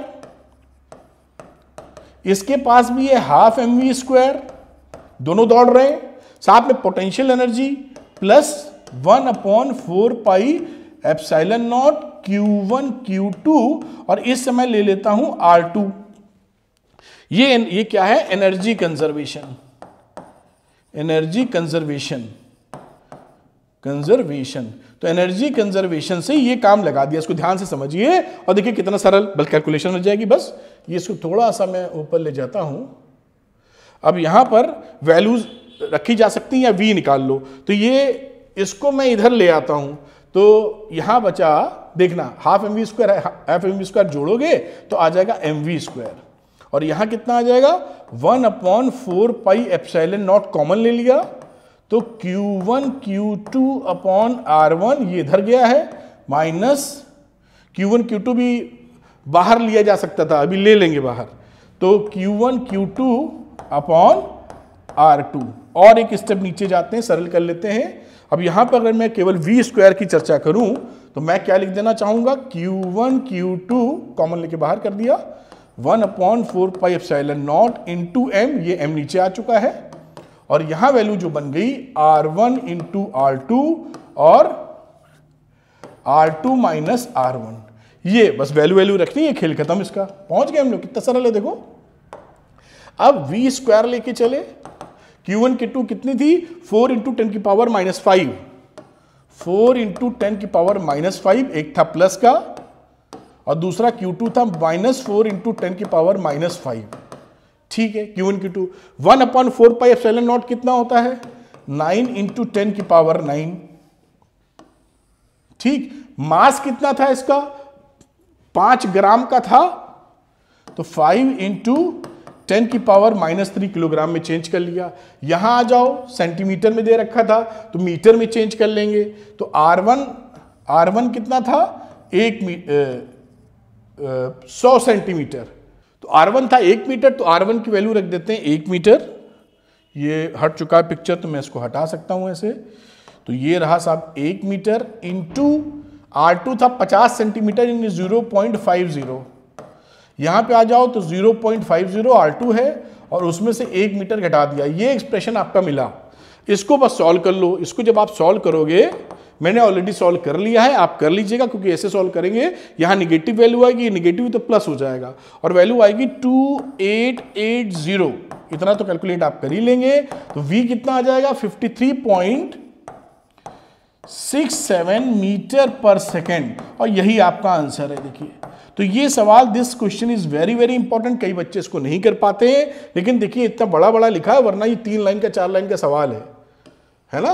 बिल्कुल नहीं घबराना, एनर्जी कंजर्वेशन से लगाओ, और कितना अच्छा क्वेश्चन और कितना अच्छा सोल्यूशन। इस तरह से इसको आप सॉल्व कर सकते हैं। देखिए कितने आराम से हो गया। चलते हैं अगले न्यूमेरिकल के ऊपर। तो ये रहा अगला सवाल, और ऐसे सवाल करना अगर आप सीख गए, कोई कुछ आपका उगाड़ नहीं सकता, सारे सवाल सही होंगे। देखिए, तो लिखा इन दी फॉलोइंग अरेंजमेंट्स, बड़ा बड़ा मैंने छाप दिया है, capacitors the energy stored in the 6 microfarad, ये 6 माइक्रोफैरड का कैपेसिटर है, और इसमें एनर्जी स्टोर्ड इन्होंने बोला है क्या है, ई है। भाग रहा है तो 1 मिनट रुकिए, पेन तो ऑन करूं। तो ये रहा, इस पे कितना है एनर्जी स्टोर्ड, ई है according to question. Find the value of the following, energy stored in 12 microfarad, इस वाले में कितनी एनर्जी स्टोर्ड है ये पता करना है। उसके बाद लिखा है एनर्जी स्टोर्ड इसमें कितनी है ये पता करना है। टोटल एनर्जी कितनी जो स्टोर हुई है यानी बैटरी से ड्रॉ की वो पता करना है, एनर्जी जोड़ देनी है बेसिकली। चलिए बात शुरू करते हैं। तो आप जानते ही हैं पहली कंडीशन के लिए इसमें ई एनर्जी थी, तो ई एनर्जी कितने के बराबर होती है, हाफ CV स्क्वायर के। तो लिखा हाफ CV स्क्वायर, हाफ लिखिए, C की वैल्यू है 6 माइक्रोफैरेड, और मान लेते हैं इसका जो पोटेंशियल है साहब वो V है, तो इसको मैं V स्क्वायर लिख देता हूं। क्या लेट कर लिया है, जो भी पोटेंशियल है इसका वो V है, पैरेलल है, दोनों का सेम होगा। देखते हैं आगे। तो ये वैल्यू लिखी जा सकती है, यानी इसको मैं आसानी से कह सकता हूं 3 इंटू 10 की पावर -6 V स्क्वायर, या मैं बोलूं तो V स्क्वायर को लिख सकता हूं E अपॉन 3 इंटू 10 की पावर -6। इसका बहुत इस्तेमाल करेंगे अभी हम लोग, काहे को अपना तोड़फोड़ करनी। आगे देखते हैं। अब इसके बाद देखिए एनर्जी स्टोर्ड इन 12 माइक्रोफैरेड, इसमें एनर्जी स्टोर्ड कितनी हो जाएगी, तो वो हो जाएगी कितनी, फिर लगा दो क्या, हाफ सी वी स्क्वायर, तो हाफ सी 12 माइक्रोफैरेड वाला और वी स्क्वायर, तो साहब हाफ लिखा और इसका कैपेसिटेंस है 12 माइक्रोफैरेड, तो 12 इंटू 10 की पावर -6 और वी स्क्वायर तो यहां से निकाल के रखा है, इसको लिख दो E अपॉन 3 इंटू 10 की पावर -6।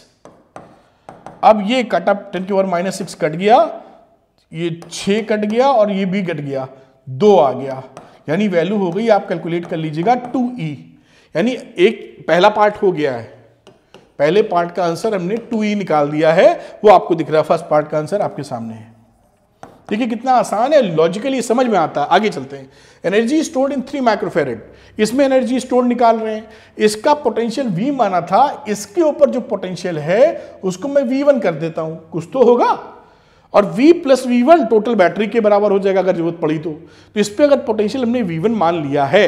अब देखिए इस पे हम निकालेंगे पहले चार्ज, इस वाले पर, तो इस वाले पर टोटल चार्ज निकालने के लिए हम इस कॉम्बिनेशन का टोटल कैपेसिटेंस निकाल रहे हैं, तो C इक्विवेलेंट या C टोटल किसके लिए, 6 और 12 के लिए, पैरेलल कॉम्बिनेशन है, सिंपली ऐड हो जाएगा, तो 6 प्लस 12 मैं सिंपल दिखा रहा हूं 18 माइक्रोफैरेड, ये सेकंड पार्ट की तरफ बढ़ रहे हैं हम लोग, पहला पार्ट यहां हुआ था, 6 प्लस 12 18 माइक्रोफैरेड, बात पकड़ पाए इन दोनों का।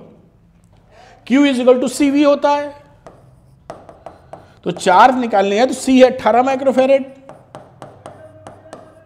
और V, तो V तो हम लोगों ने पकड़ रखा था दिस वैल्यू, तो इसकी इस V को मैं V ही लिखे रहने देता हूं अभी, इसका इस्तेमाल देखिए कितने आराम से हो जाएगा। ये मैंने चार्ज निकाल लिया, जो इस पे टोटल चार्ज है वही चार्ज, तो भाई इस टोटल के लिए जो चार्ज होगा वही चार्ज तो इसके लिए भी होगा, वही चार्ज तो निकला यहां से, यहां भी वही, यहां भी वही, ठीक। 6 माइक्रोफैरेड और 12 माइक्रोफैरेड पे चार्ज अलग अलग होंगे, लेकिन टोटल पे चार्ज सेम होगा। भाई जो चार्ज निकला वही तो इन दोनों को मिला के जाएगा, बाकी चार्ज इधर जाएगा, बात पकड़ में आ रही है। तो 3 माइक्रोफैरेड के लिए चार्ज का इस्तेमाल करेंगे, अब थोड़ा शिफ्ट करना पड़ेगा, जगह नहीं रह गई, जहां तक चल पाए वहां तक चलाओ। अब यहां आ जाते हैं, तो फॉर 3 माइक्रोफैरेड चार्ज तो सेम है, Q इज इक्वल टू हम लोग क्या लगाने वाले हैं, CV।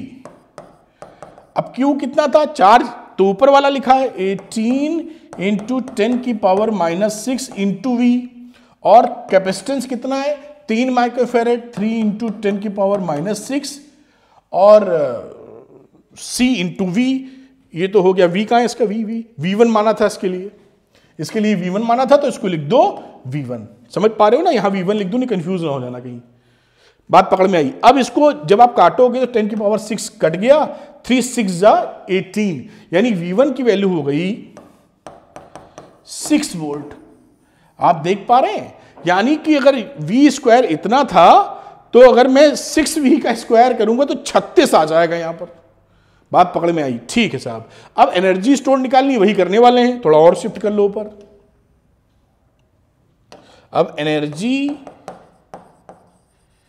स्टोर्ड किसमें, वो 3 माइक्रोफैरेड में, तो एनर्जी स्टोर्ड कितनी लिखोगे, हाफ C V1 का स्क्वायर, तो हाफ लिखा, C लिखा, 3 इंटू 10 की पावर -6 और V1 का स्क्वायर का मतलब है 6V का स्क्वायर।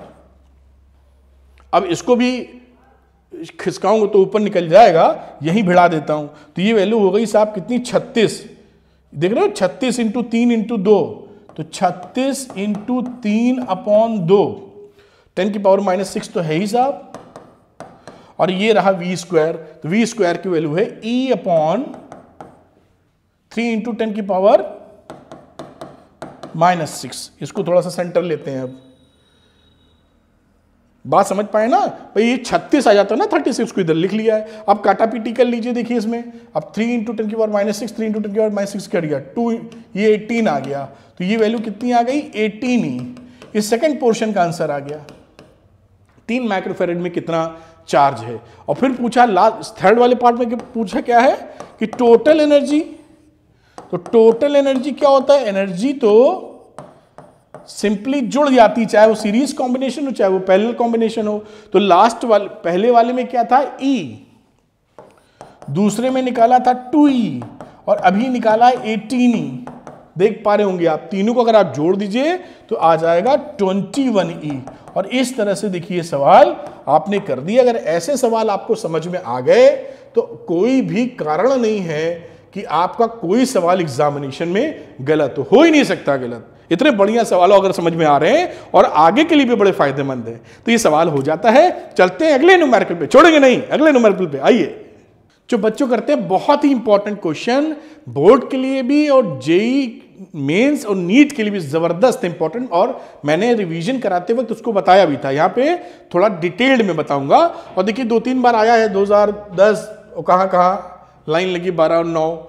तो क्या है सवाल? सवाल है एक parallel plate capacitor is charge by A battery. ठीक है, मैं थोड़ा सा डायग्राम बनाऊं जिससे आप पकड़ पाए। एक पैरेलल प्लेट कैपेसिटर को हमने बैटरी से चार्ज कर दिया, ये सिचुएशन है। चलो भाई, विच इज देन डिस्कनेक्टेड, अब उसके बाद बैटरी हटा ली। A dielectric slab is then inserted, अब उसके बाद बैटरी हटाने के बाद इसके अंदर हम लोगों ने डाइलेक्ट्रिक स्लैब डाला जिसका डाइलेक्ट्रिक कांस्टेंट सपोज करिए K, अब पूरा विड्थ बराबर है in the space between the plates. ठीक है साहब, battery disconnected. Explain what changes if any अगर इन द वैल्यूज ऑफ 3-4 पूछी हैं, कैपेसिटेंस वगैरह वगैरह में क्या हो जाएगी इसकी चर्चा करनी है। ठीक है, तो शुरुआत में कुछ फिगर बना लेते हैं। तो शुरुआत की फिगर को मैं लिख लेता हूं, कैपेसिटेंस तो मैं लिख लेता हूं उसको C0 और इसको या C इनिशियल फाइनल लिख लो। इसको बिगाड़ने के लिए क्या करना पड़ेगा, तो मैं इसको इसको C इनिशियल कह देता हूं और C फाइनल कह देता हूं। अभी इसके बीच में कहानी बनाते चले जाएंगे। इसी तरह से पोटेंशियल की बात की है तो इसका पोटेंशियल VI कह दो, इसका VF कह दो। और किसकी चर्चा की है, electric field between the plates, इसीलिए इसको मैं EI कह, अब तो समझदार है, मैं नहीं भी लिखूंगा तो समझ जाएंगे आप। EF एनर्जी स्टोर्ड भी है, उसको भी कहीं लिख देना चाहिए, U इनिशियल U फाइनल। इसी तरह से चार्ज को भी क्यों छोड़ो, QI अपॉन Q फाइनल। देखिए कितने प्यार से मैं समझाऊंगा और आपकी समझ में फटाफट आ जाएगा। तो सबसे पहली बात सॉल्यूशन स्टार्ट करते वक्त कि जब हम लोगों ने बैटरी को हटा दिया लेकिन हमने जब इसको चार्ज कर दिया था तो उस समय चार्ज होने के बाद ये चार्जेस तो कहीं भाग नहीं सकते। चार्जेस कंजर्वेशन ऑफ चार्जेस के बेसिस पे जो चार्ज इस पे आ गए वो चार्ज यहां भी मेंटेन्ड होंगे। यानी इस केस में जब बैटरी डिस्कनेक्टेड है, मैं लिख देता हूं बड़ा बड़ा, बैटरी डिस्कनेक्टेड, तो क्या हमारे पास समझ में आने वाली बात है, समझ में आने वाली बात है कि Q इनिशियल और Q फाइनल चार्जेस सेम होंगे कंजर्वेशन ऑफ चार्ज के बेसिस पर, कंजर्वेशन ऑफ चार्ज के बेसिस पे। बात समझते जाइए। और अब बैटरी डिस्कनेक्टेड हो या बैटरी लगी रहे, दोनों ही केस में हम जब डाइलेक्ट्रिक डालते हैं तो हमारा जो कैपेसिटेंस है वो K टाइम्स बढ़ जाता है। यानी C फाइनल हमारा KC इनिशियल होगा। इसको भी दोनों ही केस में रहता है, दोनों ठीक लिखा है, पता नहीं, दोनों ही केस में सेम होता है। चाहे दो केस कौन सा, डिस्कनेक्टेड या कनेक्टेड, बात यहां भी समझ में आ गई। तो ये दो हमारे पास बड़े सुंदर इक्वेशंस हमारे हाथ में हैं। अब हम बात करते कैपेसिटेंस, पहली बात हो गई, कैपेसिटेंस चेंज होगा, K टाइम्स कैपेसिटेंस बढ़ जाएगा। बात पकड़ में आई, पहला आंसर हो चुका है, कैपेसिटेंस K टाइम्स हो जाएगा, KCI हो जाएगा।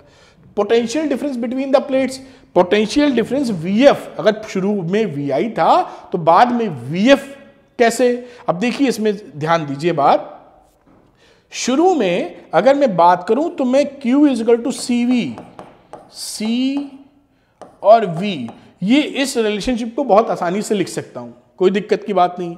अब यहां पर अब मैं देखूं फाइनल वाली पोजीशन में, फाइनल में भी ऐसे लिख सकता हूं, इसमें भी कोई प्रॉब्लम नहीं है। ये final position initial position maintain दोनों में होगी। अब QI QF दोनों बराबर है, ध्यान दीजिएगा, तो मैं QF की जगह QI लिख देता हूं, ठीक। CF की जगह KCI लिख देता हूं। बात पकड़ में आ रही होगी। तो यहां से VF कितना बन गया, VF बन गया QI अपॉन KCI, देख पा रहे हो ना। और QI अपॉन CI क्या था, यहां से देखिए QI अपॉन CI था VI, तो ये पोटेंशियल हो गया VI अपॉन K, यानी पोटेंशियल आपका K टाइम्स घट गया। तो ये सेकंड वाले का आंसर हो गया, जो भी पोटेंशियल शुरू में होगा उसका K टाइम्स आप घट जाएगा। ये किताबों में V इनिशियल की जगह V0 भी लिखा रहता है, तो V0 अगर लिखा है तो V0 अपॉन K हो जाएगा। ये आप V0 पहचानते हैं, इनिशियल फाइनल लिख दिया मैंने। Electric field between the plates, तो आप जानते हैं कि इलेक्ट्रिक फील्ड में और पोटेंशियल डिफरेंस में एक रिलेशन होता है जिसे आप कहते हो E is equal to V upon D। अब यहां से आप देख रहे हैं कि जो पोटेंशियल डिफरेंस था, अगर मैं EI की बात करूं तो D तो सेम ही है, तो इसको लिख सकते हो ये तो फॉर्मूला बन गया। V फाइनल की बात करूं तो V final upon D। V final क्या था, K टाइम्स हो गया था, अपॉन के मतलब D, तो हमारा E इनिशियल अपॉन D हो जाएगा इलेक्ट्रिक फील्ड। यानी इलेक्ट्रिक फील्ड भी K टाइम्स, K कहाँ है, नीचे है, तो ये D की जगह K लिखना चाहिए मुझे, ये K टाइम्स घट जाएगा। तो ये थर्ड पोर्शन का आंसर है। थर्ड पोर्शन का है कि इलेक्ट्रिक फील्ड क्या हो जाएगा, अगर शुरू में E0 था तो अब E0 अपॉन K हो जाएगा डिसकनेक्टेड केस में। चौथा केस क्या था, energy stored in the capacitor. Energy stored in the capacitor, तो बात करते हैं शुरू में इनिशियली एनर्जी स्टोर्ड कितनी थी, क्योंकि चार्जेस सेम है तो चार्जेस वाला फॉर्मूला यूज कर रहे हैं, half Q initial upon C initial. अब फाइनल के केस में कितनी एनर्जी है, half Q final upon C final.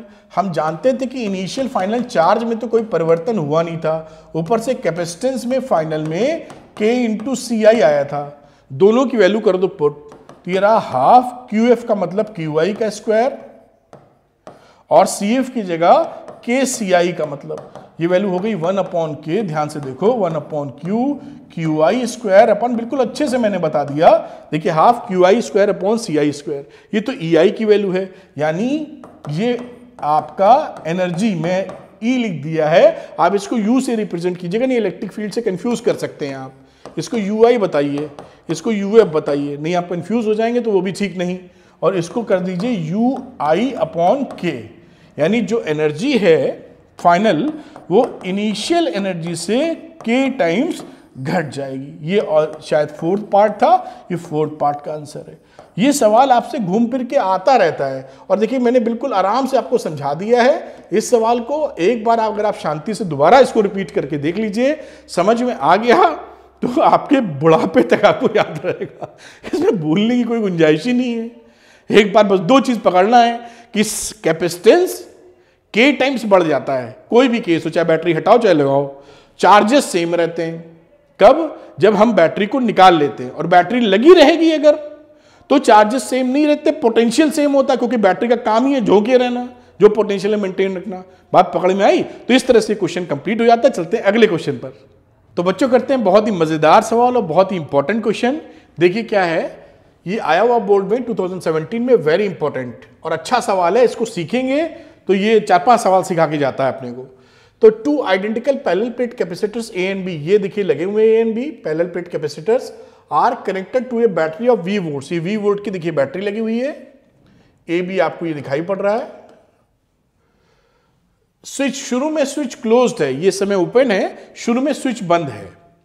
फिर कहता है स्विच इज नाउ ओपन, अब स्विच को ओपन कर दिया, and the free space between the plates of the capacitors is filled with A dielectric.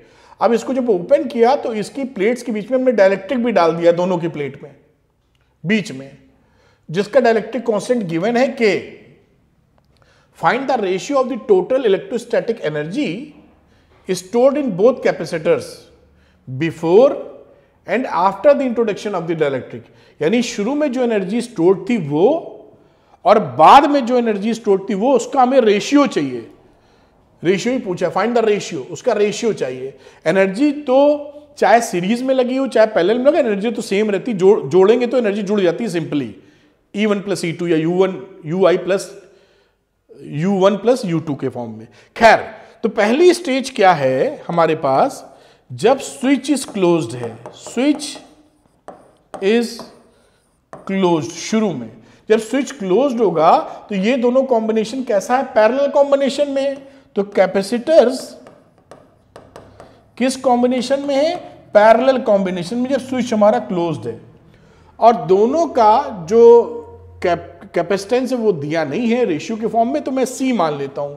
इसका कैपेसिटेंस C, इसका कैपेसिटेंस भी C है। तो इक्विवेलेंट कैपेसिटेंस कितना हो गया, C इक्विवेलेंट पैरेलल के लिए, या CP लिख दीजिए, वो हो गया C1 + C2 यानी C + C 2C। पैरेलल के केस में 2C आ गया। एनर्जी कितनी आ गई, जब क्लोज था हमारा U, तो U उस समय एनर्जी इनिशियल कह लीजिए, बल्कि तो वो एनर्जी कितनी आ गई, हाफ CV² फॉर्मूला होता है, तो हाफ रखा, यहाँ C कितना है 2C, और वोल्टेज तो V पैरेलल मिलेंगे, दोनों का V होगा, तो V², पूरे कॉम्बिनेशन का भी V होगा। तो ये वैल्यू आप 2 से 2 गया कट, और वैल्यू आ गई CV²। ये एनर्जी कौन सी है, इनिशियल एनर्जी की बात कर रहे हैं, जो CV² हमको मिली है। अब इसी तरीके से फाइनल एनर्जी हमको निकालनी है। आइए अब फाइनल डायग्राम, चलिए आगे चलते हैं, देखते हैं कहां तक इसको मैं आपके लिए कर पाता हूं। तो अब क्या है, स्विच ओपन है, स्विच इज ओपन, और ऊपर से डाइलेक्ट्रिक इंसर्टेड। चलिए मैं पूरे ही खींच, चलिए यहां काम है, अभी दिख रहा है। तो अब इसको स्विच ओपन कर दिया है और डाइलेक्ट्रिक डाला। जब स्विच ओपन कर दोगे तो ये जो कैपेसिटर है ये तो आउट ऑफ सर्किट हो जाएगा, मतलब ये जो बैटरी आपको सप्लाई कर रही है एनर्जी पोटेंशियल, ये यहां तक पहुंचेगी नहीं क्योंकि डिस्कनेक्टेड है। देखिए तो ये केस कौन सा हो गया, बैटरी डिस्कनेक्टेड। अब समझिएगा मेरी बात, ये केस कौन सा है, बैटरी डिस्कनेक्टेड। और ये केस कौन सा है, इसमें तो बैटरी अब भी लगी है, बैटरी कनेक्टेड। ये बस पकड़िए बात और खटाखट कर लेंगे हम लोग, कनेक्टेड। स्विच क्लोज करने के बाद ये बैटरी डिस्कनेक्टेड और ये बैटरी कनेक्टेड। अब आप जानते हैं कि बैटरी डिस्कनेक्टेड और कनेक्टेड में क्या हाल चाल रहते हैं, भी कर लेंगे फटाफट हम लोग। अब चलते हैं हम लोग, ये लॉजिक, ये कॉन्सेप्ट हमने पकड़ लिया, अब चलते हैं हम लोग एनर्जी इन ए में निकालते हैं। तो एनर्जी हम निकाल रहे हैं जिसे ईए या यूए बोल दें इस समय। तो हम जानते हैं, क्योंकि यहां पर बैटरी इक्वल टू कुछ और लिख दिया है, ये बैटरी कनेक्टेड है तो पोटेंशियल डिफरेंस V बना के ही रखेगा ये।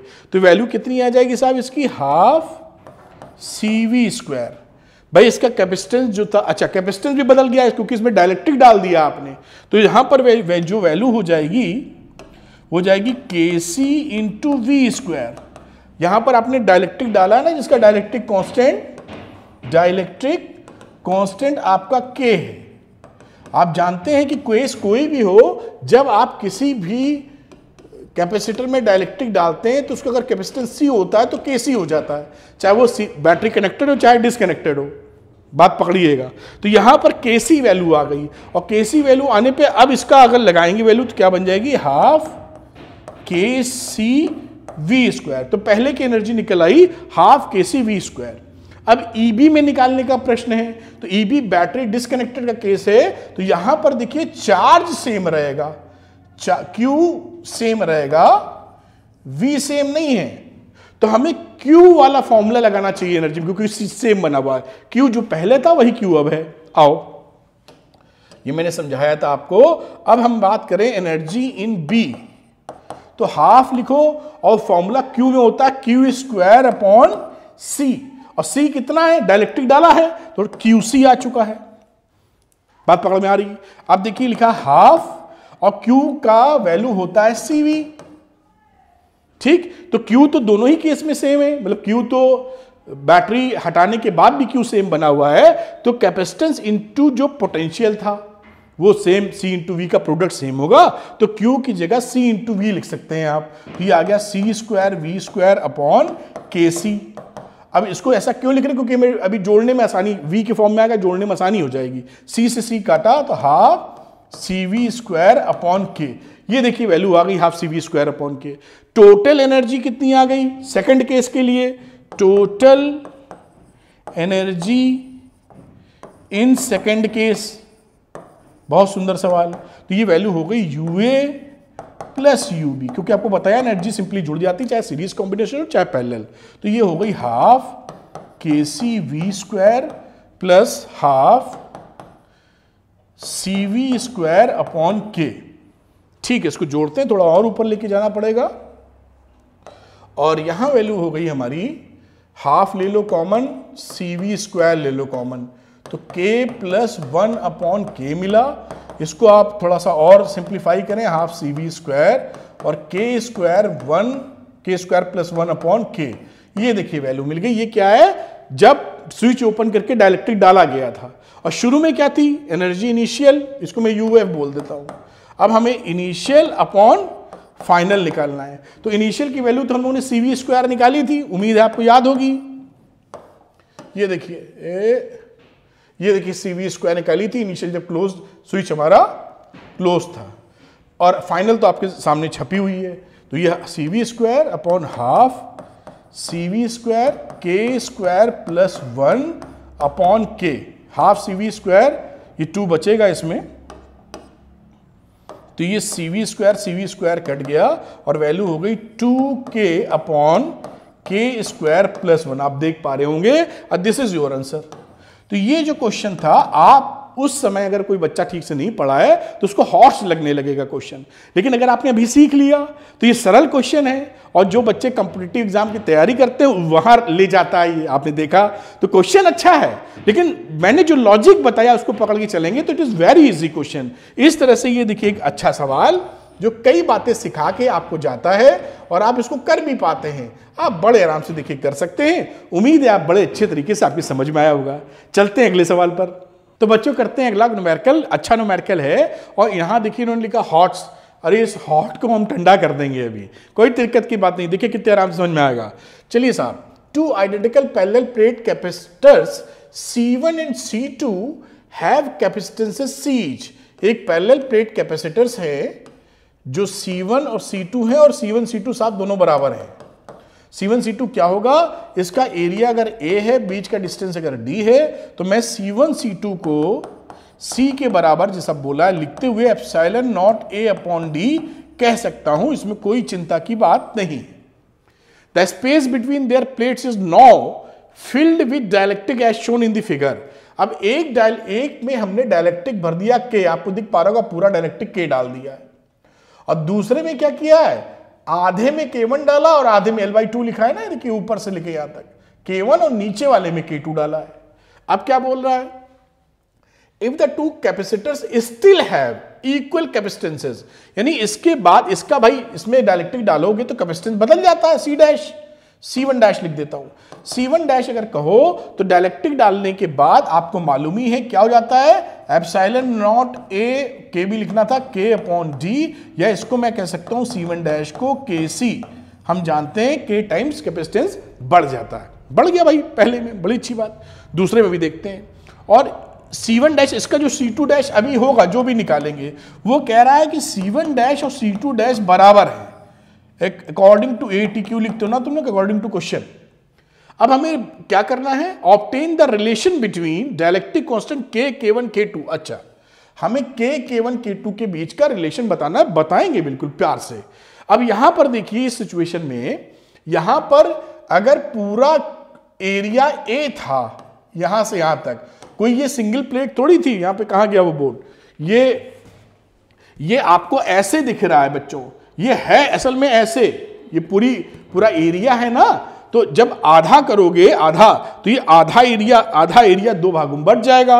अब ये आपने पकड़ा तो C2 डैश की कहानी, और ऊपर से 2 कैपेसिटर्स आ गए, दोनों का कॉम्बिनेशन कैसा है, इन पैरेलल। ध्यान से देखो, इसको मैं थोड़ा और आपको बताना चाह रहा हूं, थोड़ा शिफ्ट करूंगा इस तरफ, तो क्या मैं कॉपी कर पाऊंगा, शायद हाँ या ना, मालूम नहीं, थोड़ा सा ऊपर करता हूं। चलो, अब यहां पर देखिए 2 कैपेसिटर्स लगे हैं, ये ऊपर और नीचे वाला, और दोनों का कॉम्बिनेशन कैसा है, ये ऊपर वाला भरा हुआ है देखिए K1 से, और ये K1 से, और नीचे वाला भरा हुआ K2 से। दोनों का कॉम्बिनेशन, भाई प्लेट तो एक ही है, तो कुछ इस तरह का ये कहानी है। पैरेलल प्लेट कैपेसिटर्स हो गए, जिसका एरिया अब A/2 हो चुका है इन दोनों का, लेकिन दिस D सेम है। Are you getting my point? तो इसको मैं लिख देता हूं पहला और दूसरा, इसका इक्विवेलेंट कैपेसिटेंस कितना हुआ, यानी C2 डैश, समझना मेरी बात। पहला हुआ इस वाले का कैपेसिटेंस, अब क्या लिखोगे, एप्सिलॉन नॉट एरिया हो गया A/2 dielectric constant K1 upon D। बात पकड़े ना, पैरेलल में तो C1 प्लस C2 होता है, तो इसको जोड़ा, फिर नीचे वाले को जोड़ दो, प्लस एप्सिलॉन नॉट एरिया हो चुका है आधा D, और यहां रहा K2। बात पकड़ में आई ना, ये दोनों K1 K2 को इस तरह से जोड़ के आप लिख लीजिए। अब यहां पर देखिए, ये यहीं पे लिख, थोड़ा सा और खिसकाऊं क्या, चलो यहीं लिखो। यहां पे आप देख पा रहे हैं सब कुछ कॉमन आ रहा है, एप्सिलॉन नॉट AD 2 भी कॉमन आ गया, K1 प्लस K2, यानी लिख सकते हो epsilon naught A upon 2D K1 plus K2। ये देखिए रिलेशनशिप मिली। इस रिलेशनशिप को अब यहां पे इतने को C भी लिख सकते हो 2 करते हुए, यानी इसको लिखा जा सकता है C upon 2 K1 plus K2। ये C था ना पहले वाला, देखो C equal to epsilon naught A upon D, तो epsilon naught A upon D की जगह C पुट कर दिया बस। तो ये देखिए फाइनल C2 डैश फाइनल है, और ये इसका वाला फाइनल है, दोनों बराबर है अकॉर्डिंग टू क्वेश्चन। तो इन दोनों को इक्वेट कर देंगे हम। देखिए कितना आसानी से हो गया। कहीं हॉट है, कुछ हॉट नहीं, no hot, very cold. C2 dash, अब यहां पे C1 डैश लिखा KC, और यहां पे क्या लिखा C/2, ये है ना K1 प्लस K2।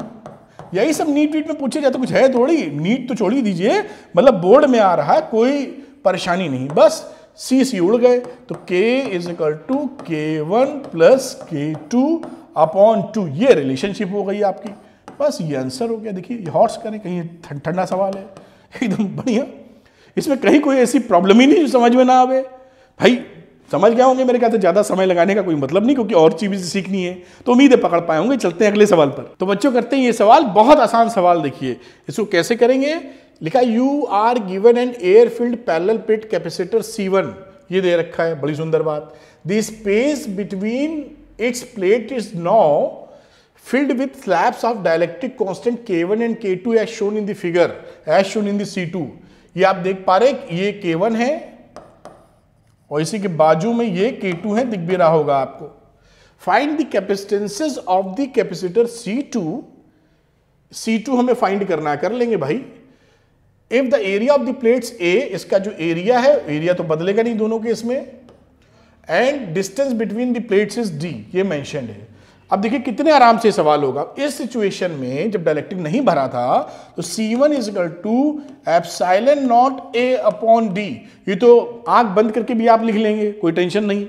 यहां पर क्या बात सीखनी है, यहां पे ये सीखनी है कि ये सीरीज कॉम्बिनेशन है। देखिए जो तो डाइलेक्ट्रिक है, ये कुछ ऐसे है ना, ऐसे देखिए, ऐसे लगे हुए हैं, एक के बाद एक डाइलेक्ट्रिक K1 और ये K2, ये K1 है और ये बाजू वाला K2 है। तो ये कैसी कॉम्बिनेशन में है, एक टुकड़ा है, उसके बाजू में दूसरा टुकड़ा है, यहां से कुछ भी चार्जेस जाएंगे, उसके बाद दूसरे में जाएंगे, चार्जेस विल बी सेम। तो ये कैसा कॉम्बिनेशन हो गया बच्चों, सीरीज कॉम्बिनेशन। आप ये ट्रीट कर लें, सीरीज कॉम्बिनेशन में जो कैपेसिटेंसेस की कहानी होती है वो 1/C1 प्लस 1/C2 होती है। C1 C2 लिखा है, इसको C1 C2 मत समझ लेना, जो भी C1 C2 फॉर्मूला लगता है उसकी बात कर रहे हैं।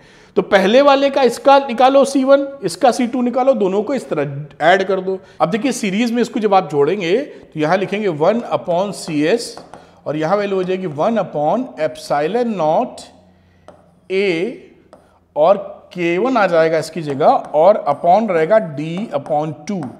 और यहां पर बात की जाए, अगर इसको ऐसे ही हटाना पड़ता है, प्लस 1/एप्सिलॉन नॉट A K2/D/2, क्योंकि यहां पर आप जान ही चुके थे ये K1 K2 है, डिस्टेंस इसके हाफ हो गए, क्योंकि आधे में ये भरा, आधे में ये भरा है। इस तरह से ये वैल्यू हमने यहाँ पे लिख दी। इसको सॉल्व करेंगे और आंसर लेते चले जाएंगे। तो 1/CS, अब ये वैल्यू देखिए D/2 है, तो D/2 ऊपर चला जाएगा, तो वैल्यू क्या बचेगी, D/2 epsilon naught A K1। इसी तरीके से यहां आ जाएगा D/2 epsilon naught A K2। अगर 1/CS लिखा, यहां से कॉमन ले लो, क्या चीज कॉमन आ रही है, D/2 epsilon naught A, 1/K1 plus 1/K2। यहां पर d upon 2 epsilon naught a, इसका आप एलसीएम में लेके सॉल्व करिए तो k1 plus k2 upon k1 k2 value मिली। देखा आपने? अब ये CS उसको उल्टा करना मत भूलना, जो CS लिखोगे यही तो C2 है बेसिकली। तो CS का मतलब ये टोटल वाला जो था वो C2 ही तो था। अब इसको उल्टा कर दो तो 2 epsilon naught a upon d, और ये वैल्यू हो गई k1 k2 upon k1 plus k2। देखिए कितने आसानी से हुआ। अब यहां पर आप जान ही रहे थे कि जो C1 की सिचुएशन थी वो थी epsilon naught a upon d। अगर वैल्यू पुट करना चाहो तो क्या लिख सकते हो, C2 इज इक्वल टू 2 इधर ले लेना बल्कि ज्यादा अच्छा लगेगा, मैं इसको लिख देता हूं C1 और 2 इसके साथ क्लब कर लो तो 2k1 k2 upon k1 plus k2। ये देखिए आपका आंसर आ गया। इस तरीके से आपका ये आंसर आ गया, कितने आराम से, बस सवाल खत्म हो गया। तो ये न्यूमेरिकल्स का पार्ट खत्म होता है। अब हम लोग चलते केस स्टडी वाले पार्ट पे। आइए तो बच्चों हम लोग आते हैं केस स्टडी वाले सेगमेंट पे, और देखिए कितनी चीजें सीखते हैं हम लोग और जबरदस्त विनर के रूप में निकलेंगे। ये वीडियो एकदम धमाकेदार है, आपको सब कुछ मिलता है यहाँ। तो केस स्टडी क्वेश्चंस की बात करते हैं। केस स्टडी जब आपके सामने आएगी तो 5 ऑप्शन लिखे रहेंगे। मैंने केस स्टडी के साथ 5 ऑप्शंस को अलग अलग लिखा है, इससे स्लाइड बहुत भारी ना लगे और मैं वर्किंग करके समझा सकूं आपको, ठीक है। तो लिखा केस स्टडी क्या लिखी है, an electric potential is the amount of work needed to move a unit of electric charge from a reference point to a specific point in an electric field, ठीक है, विदाउट प्रोड्यूसिंग एन एक्सेलरेशन। एक जगह से दूसरी जगह unit charge को ले जाने में जो उसे इलेक्ट्रिक पोटेंशियल बोलोगे। Typically the reference point is the earth, या तो हम अर्थ को रेफरेंस पॉइंट लेते हैं, 0 हो जाएगा, या इंफिनिटी लेते हैं जो उन्होंने कहा है, और एट ए पॉइंट ऑफ और इंफिनिटी, जहां पे v पोटेंशियल एट इंफिनिटी या पोटेंशियल ऑफ अर्थ, इसको 0 ले रहे हैं, लेते भी हैं। Although any point can be used, उसके अलावा आप कुछ भी यूज सकते हैं रेफरेंस पॉइंट के लिए। This value can be calculated in either a static time invariant, जहां समय ना बदल रहा हो, और ए डायनेमिक, या समय बदल रहा हो, उससे कोई फर्क नहीं पड़ता। Electric field at a specific time in units of joules per coulomb और volt. The electric potential at infinity is assumed to be 0। ये बेसिकली ब्रीफ अगर आप उसको पढ़ेंगे तो एक अंदाजा लगता है कि क्या कह रहा है, लेकिन जो सवाल है, सवाल के लिए सारी बात के स्टडी से नहीं निकलती है, इशारा करता है कि इसकी चर्चा कर रहा हूं, अब दिमाग लड़ाओ, ठीक है। अब यहां की बात करते हैं। पहला वाला क्वेश्चन है, in bringing an electron towards another electron, एक इलेक्ट्रॉन को अगर मैं एक इलेक्ट्रॉन के पास में ला रहा हूं, the electrostatic potential energy of the system क्या होने वाली है। देखिए जो इलेक्ट्रोस्टैटिक पोटेंशियल एनर्जी होती है 1/4 pi epsilon naught Q1 Q2 upon R होती है। तो सपोज करिए ये जो R था, इस R को आप कम कर रहे हैं, लेकिन यहां विथ साइन फॉर्मूला रखते हैं आप, तो 1/4 पाई एप्सिलॉन नॉट माइनस ई और माइनस ई करोगे और R इज डिक्रीजिंग, R कम हो रहा है। जब R कम होगा ऊपर प्लस आ गया साइन, R कम होगा तो वैल्यू बढ़ जाएगी, पॉजिटिव बढ़ जाएगी, यानी पोटेंशियल एनर्जी इंक्रीज कर जाएगी। बात समझिए। तो option number A is correct. फिर से एक बार, ये माइनस माइनस करोगे तो प्लस हो जाएगा, 1/4 pi epsilon not E square upon R। अब R को आप कम कर रहे हो, R कम करोगे तो पूरी वैल्यू बढ़ जाएगी, पॉजिटिव है, बढ़ जाएगी तो पोटेंशियल एनर्जी बढ़ जाएगी, हो गया काम खत्म। लेकिन दिमाग लड़ाना पड़ेगा, इस तरह प्रैक्टिस करिए। नंबर 2 क्वेश्चन की बात करते हैं। केस स्टडी पढ़ ही चुके थे, अब ये क्या पूछ रहे हैं, ये पूछ रहे हैं some charges is being given to conductor then it potential. एक कंडक्टर को, सपोज करिए कंडक्टर है, उस कंडक्टर को आप चार्ज दे देते हैं, आपको चार्ज दे दिया आपने, क्यू दे दिया। अब कह रहा है देन इट्स पोटेंशियल, इसकी वी के बारे में बताओ। Its maximum at surface, is maximum at centre, remains the same throughout the conductor, is maximum somewhere between surface and center। तो आपको मालूम भी होगा कि किसी कंडक्टर के अंदर इलेक्ट्रिक फील्ड 0 होता है। Electric field inside a conductor वो 0 होता है, और ये फॉर्मूला आपने पढ़ रखा है -dV/dr। इसके तहत अगर आप चार्ज देंगे तो कंडक्टर पे सारे चार्जेस इसकी सरफेस पे ही मौजूद चले हो जाते हैं, कहां भाग जाते हैं, केवल अंदर कोई चार्ज नहीं रहता। उस सिचुएशन में ई हमारा है शून्य इनसाइड, अंदर, अंदर मतलब ये अंदर यहां कहीं, ठीक, यहां कहीं। तो अगर ये वैल्यू 0 है तो dv अपॉन dr भी 0 है। इससे क्या मतलब है, dv भी 0 है, dv क्या होता है, डेल्टा v भी 0 है, यानी चेंज इन पोटेंशियल इज 0। यानी जो पोटेंशियल हमारा यहां है वही पोटेंशियल यहां है, वही पोटेंशियल यहां है। तो potential is throughout the constant, यानी option number C is correct, remains the same throughout the conductor. ये बात पकड़िएगा, देखिए आराम से बता रहा हूं, बिल्कुल समझते चलिए। चलिए अगले सवाल, अगला केस स्टडी का क्वेश्चन नंबर 3 पकड़ते हैं। यहां कह रहा है point charge plus Q is placed at the origin. यही कोशिश करते हैं बनाने का। एक हम लोगों ने चार्ज रखा है प्लस क्यू, ये ओरिजिन है, यहां पर रखा हुआ है। Work done in taking another point charge plus Q minus Q from point ए कोई पॉइंट है, थोड़ा सा बड़ा बना दूं आपके लिए, यहां पर है 0A। ये कोई कौन सा पोजीशन है साहब, ए पोजीशन है, और माइनस क्यू चार्ज यहां पर है इस पोजीशन से अनदर पोजीशन A,0 कहां होगा, एक्स एक्सिस पर A,0। ये पॉइंट शायद बी बोल रहे होंगे, बी पोजीशन पर इस माइनस क्यू को अलोंग द स्ट्रेट लाइन लेके जाते हैं ऐसे, समझिए बात। तो वर्क डन पूछा है कितना होगा, हमें मालूम है, देखिए कितना आसान सवाल है, डेल्टा W अपॉन क्यू, यानी वर्क डन अगर हमें निकालना है तो हम कह सकते हैं Q इंटू डेल्टा V। अब यहां पर देखो ये जो V है प्लस Q, ये कितनी दूर है, ये तो A ही दूर है, भले Y एक्सिस पर है।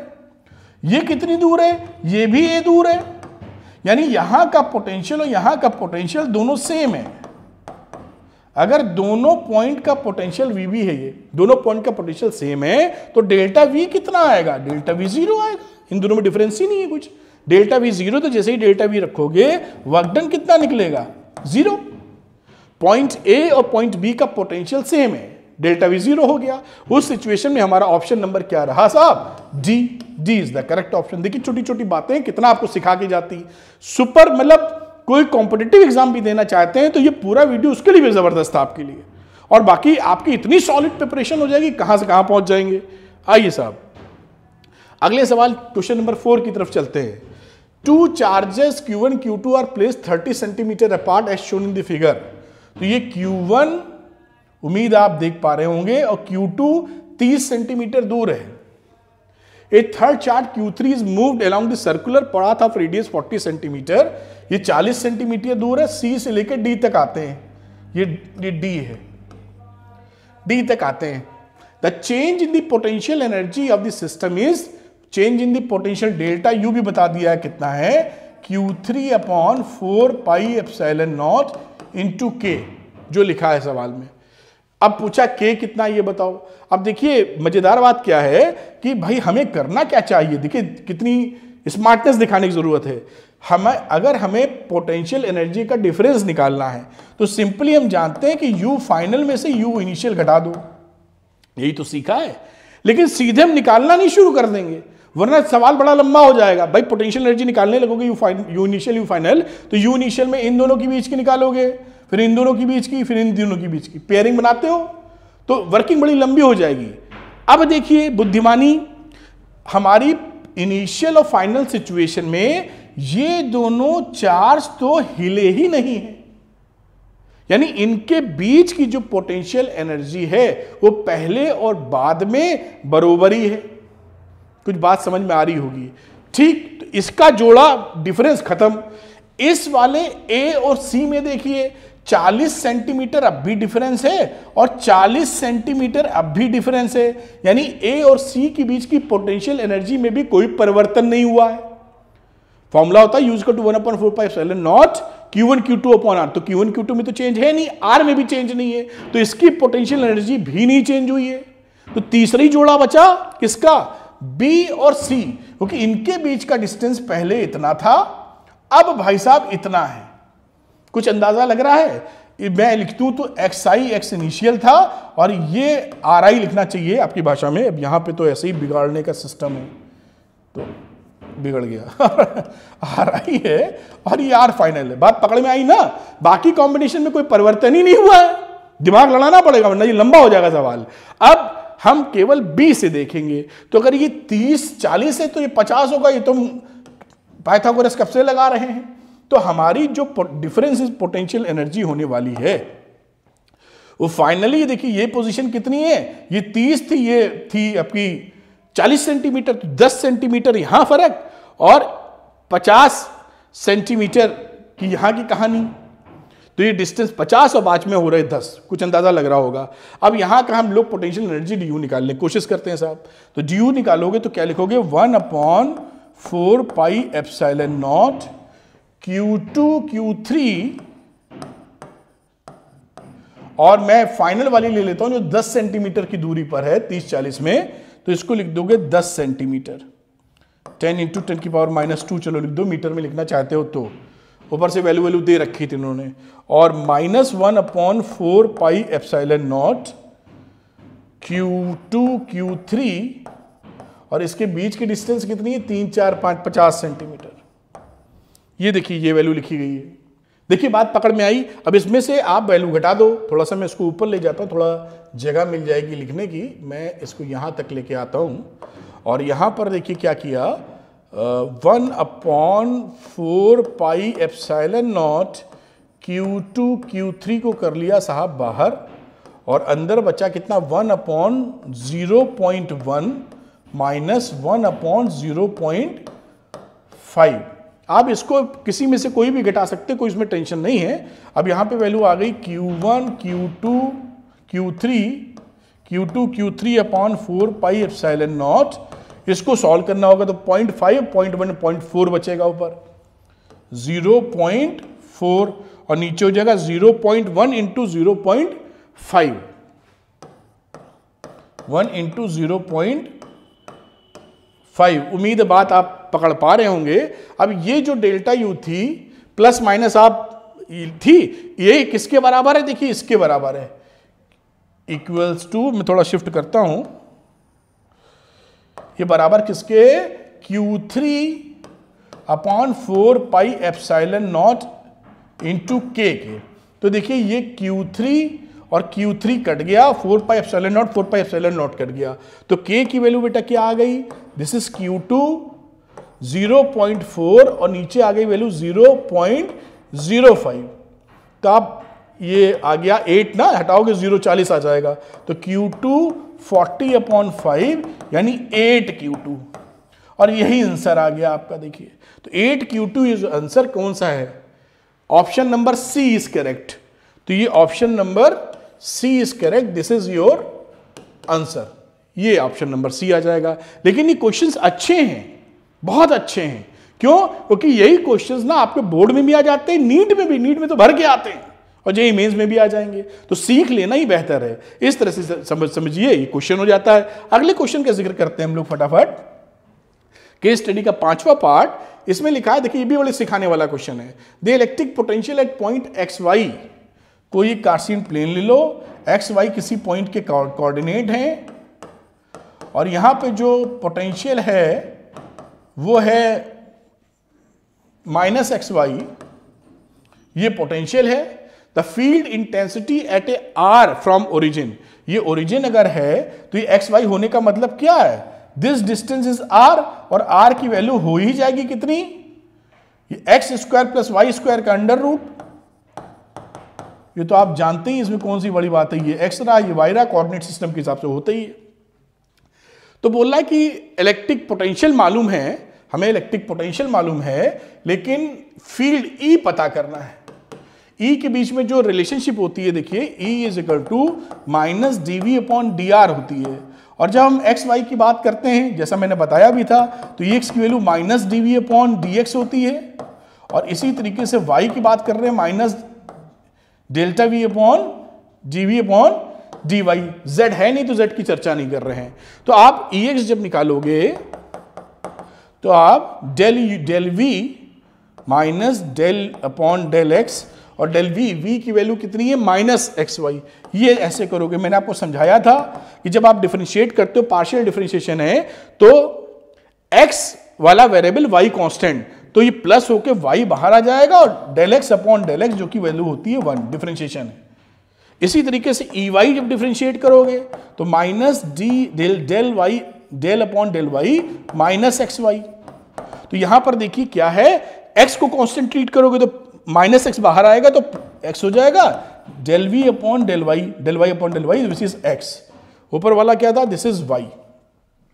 तो ऊपर वाला y आ गया, नीचे वाला x आ गया। अब इलेक्ट्रिक फील्ड जोड़ना है तो इलेक्ट्रिक फील्ड वेक्टर क्वांटिटी होती है, तो आप क्या करेंगे, टोटल इलेक्ट्रिक फील्ड कितना हो जाएगा, अंडर रूट EX का स्क्वायर प्लस EY का स्क्वायर।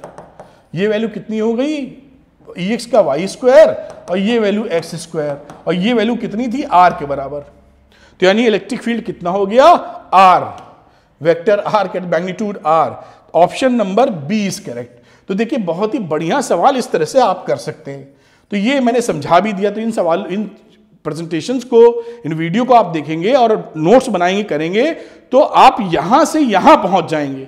और इतना इसीलिए हार्डवर्क मैं भी कर रहा हूं, जबरदस्त रिसर्च, अच्छा खासा ध्यान और सवालों को पिकअप ऐसा करना कि आप फोड़ दें बोर्ड एग्जाम में। बोर्ड एग्जाम आप बाहुबली बन जाएंगे, बोर्ड एग्जाम को एकदम चुटकियों में उड़ा देंगे, इस तरह का सिचुएशन हो जाएगा।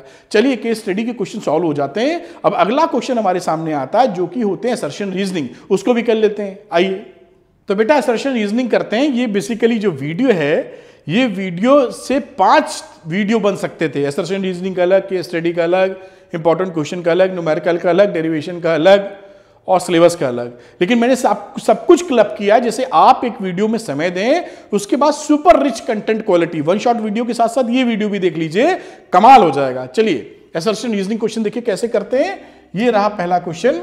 इसमें लिखा हुआ है the capacity of a conductor under given circumstances remains constant irrespective of the charge present on it. बिल्कुल ठीक बात है कि किसी भी कंडक्टर के ऊपर आप चार्ज कितना दिए हैं उससे जो है कैपेसिटी फर्क नहीं आती, कितना चार्ज प्रेजेंट है। कैपेसिटेंस एक अलग चीज है, कैपेसिटेंस भी वही है, कैपेसिटी से ही कैपेसिटेंस निकला हुआ है, लेकिन यहां कैपेसिटी की बात कर रहे हैं। यानी ये जो बंदा है, ये जो कंडक्टर है, ये कितना चार्ज होल्ड कर सकता है, ये इसकी एक प्रॉपर्टी है। ऐसा नहीं कि इसमें 2 कूलाम चार्ज दे दिए हैं तो अब वो जो कैपेसिटी थी 10 कूलाम चार्ज होल्ड करने की, वो घट जाएगी ना, अब भी 8 कूलाम और दे सकते हैं इसको आप। तो first is correct, A is correct, A is true लिख देता हूं। बात रीजन क्या है, capacity depends on the size and shape of a conductor and also on the surrounding medium. ये भी ट्रू है, बी इज आल्सो ट्रू। आप जानते हैं कि इस कंडक्टर का शेप क्या है, साइज क्या है, और इसके सराउंडिंग मीडियम में डायइलेक्ट्रिक वगैरह कुछ रखा नहीं रखा या कुछ और कहानी क्या है, उस पर भी डिपेंड करता है ये मामला। तो A is true and B is also true. और ऊपर से हमारा ये इसका करेक्ट एक्सप्लेनेशन भी है, क्योंकि लिखा था capacity of a conductor under given circumstances remains constant irrespective of the charge present on it. तो ये चीज सही एक्सप्लेनेशन है, क्योंकि ये किन चीजों पे डिपेंड करता है, साइज पे, शेप पे और अपने आजू बाजू जो वातावरण है उस पे डिपेंड करता है, ना कि इस पे डिपेंड कर रहा है कि चार्ज कितना दिया गया है। तो ए बी ट्रू है, B is also the correct explanation of A. तो पहला वाला option number A is correct, जहां बोला गया both A and R are true and R is the correct explanation of A. तो बात पकड़ में आई होगी, शांति से सोचिए, क्योंकि ये थोड़ा सा एनालाइज करके ही जवाब देते बनेगा। आगे की बात करते हैं बेटा दूसरे क्वेश्चन की। Increasing the charge on the plates of a capacitor means increasing the capacitance.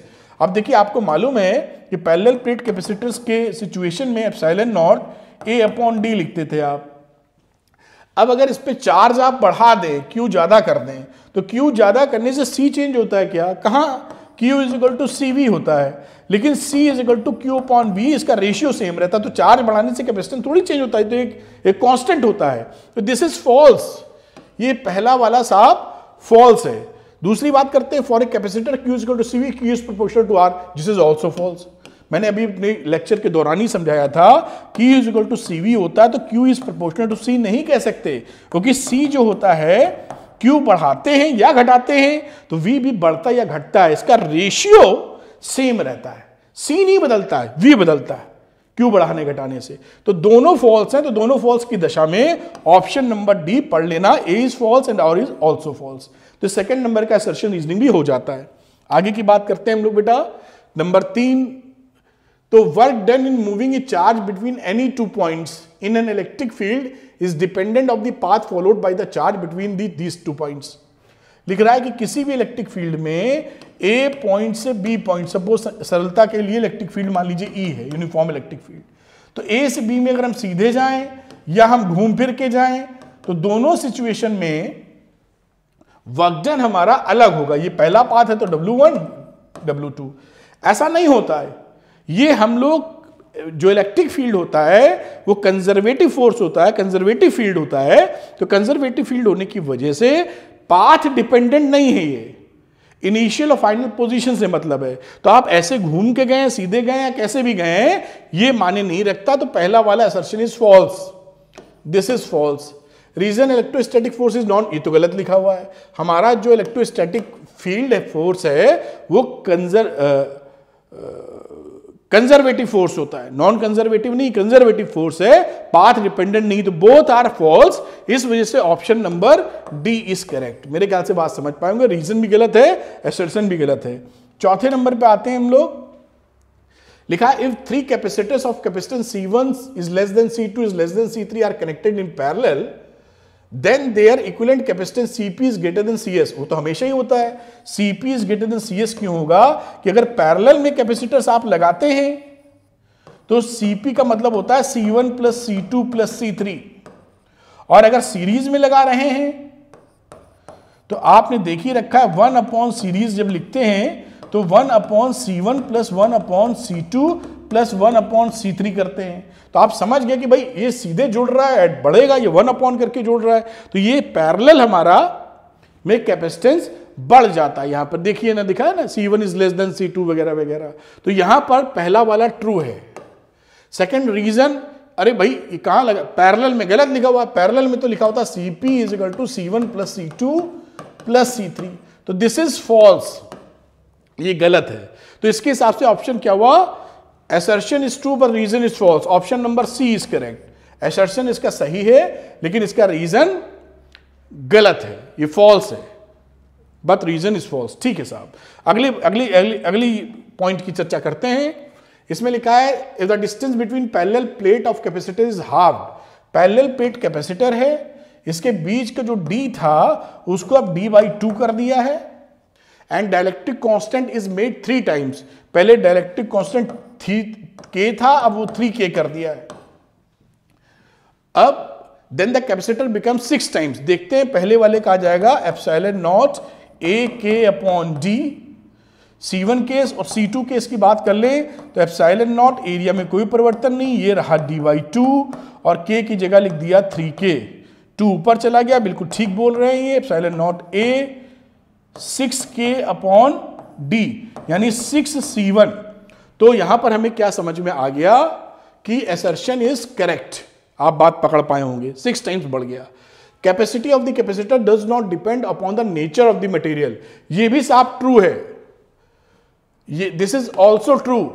लेकिन ये जो सेकंड वाला है तो ट्रू कि ये नेचर ऑफ मटेरियल, भाई इसमें कैपेसिटेंस हमारा epsilon naught A upon D पर डिपेंड करता है, एरिया और D पर, ना कि किस मटेरियल से आप बना रहे हैं। ठीक, कि आपने कॉपर लिया, एल्युमिनियम ले लिया तो फर्क आ जाए, ऐसा सच ऐसी सिचुएशन नहीं दिखती इसके अंदर। तो इस सिचुएशन को देखते हुए ये है तो ट्रू, लेकिन ये करेक्ट एक्सप्लेनेशन नहीं है, क्योंकि यहां पर तो फॉर्मूला ऐसे लगा रहे हैं, इसमें नेचर की कहां बात आ गई, अरे ये भाई कहां से, तो ये करेक्ट एक्सप्लेनेशन नहीं है। If both assertion reason are true but reason is not the correct explanation, ये ऑप्शन रहा बी। इस तरीके से देखिए सवाल हो जाते हैं।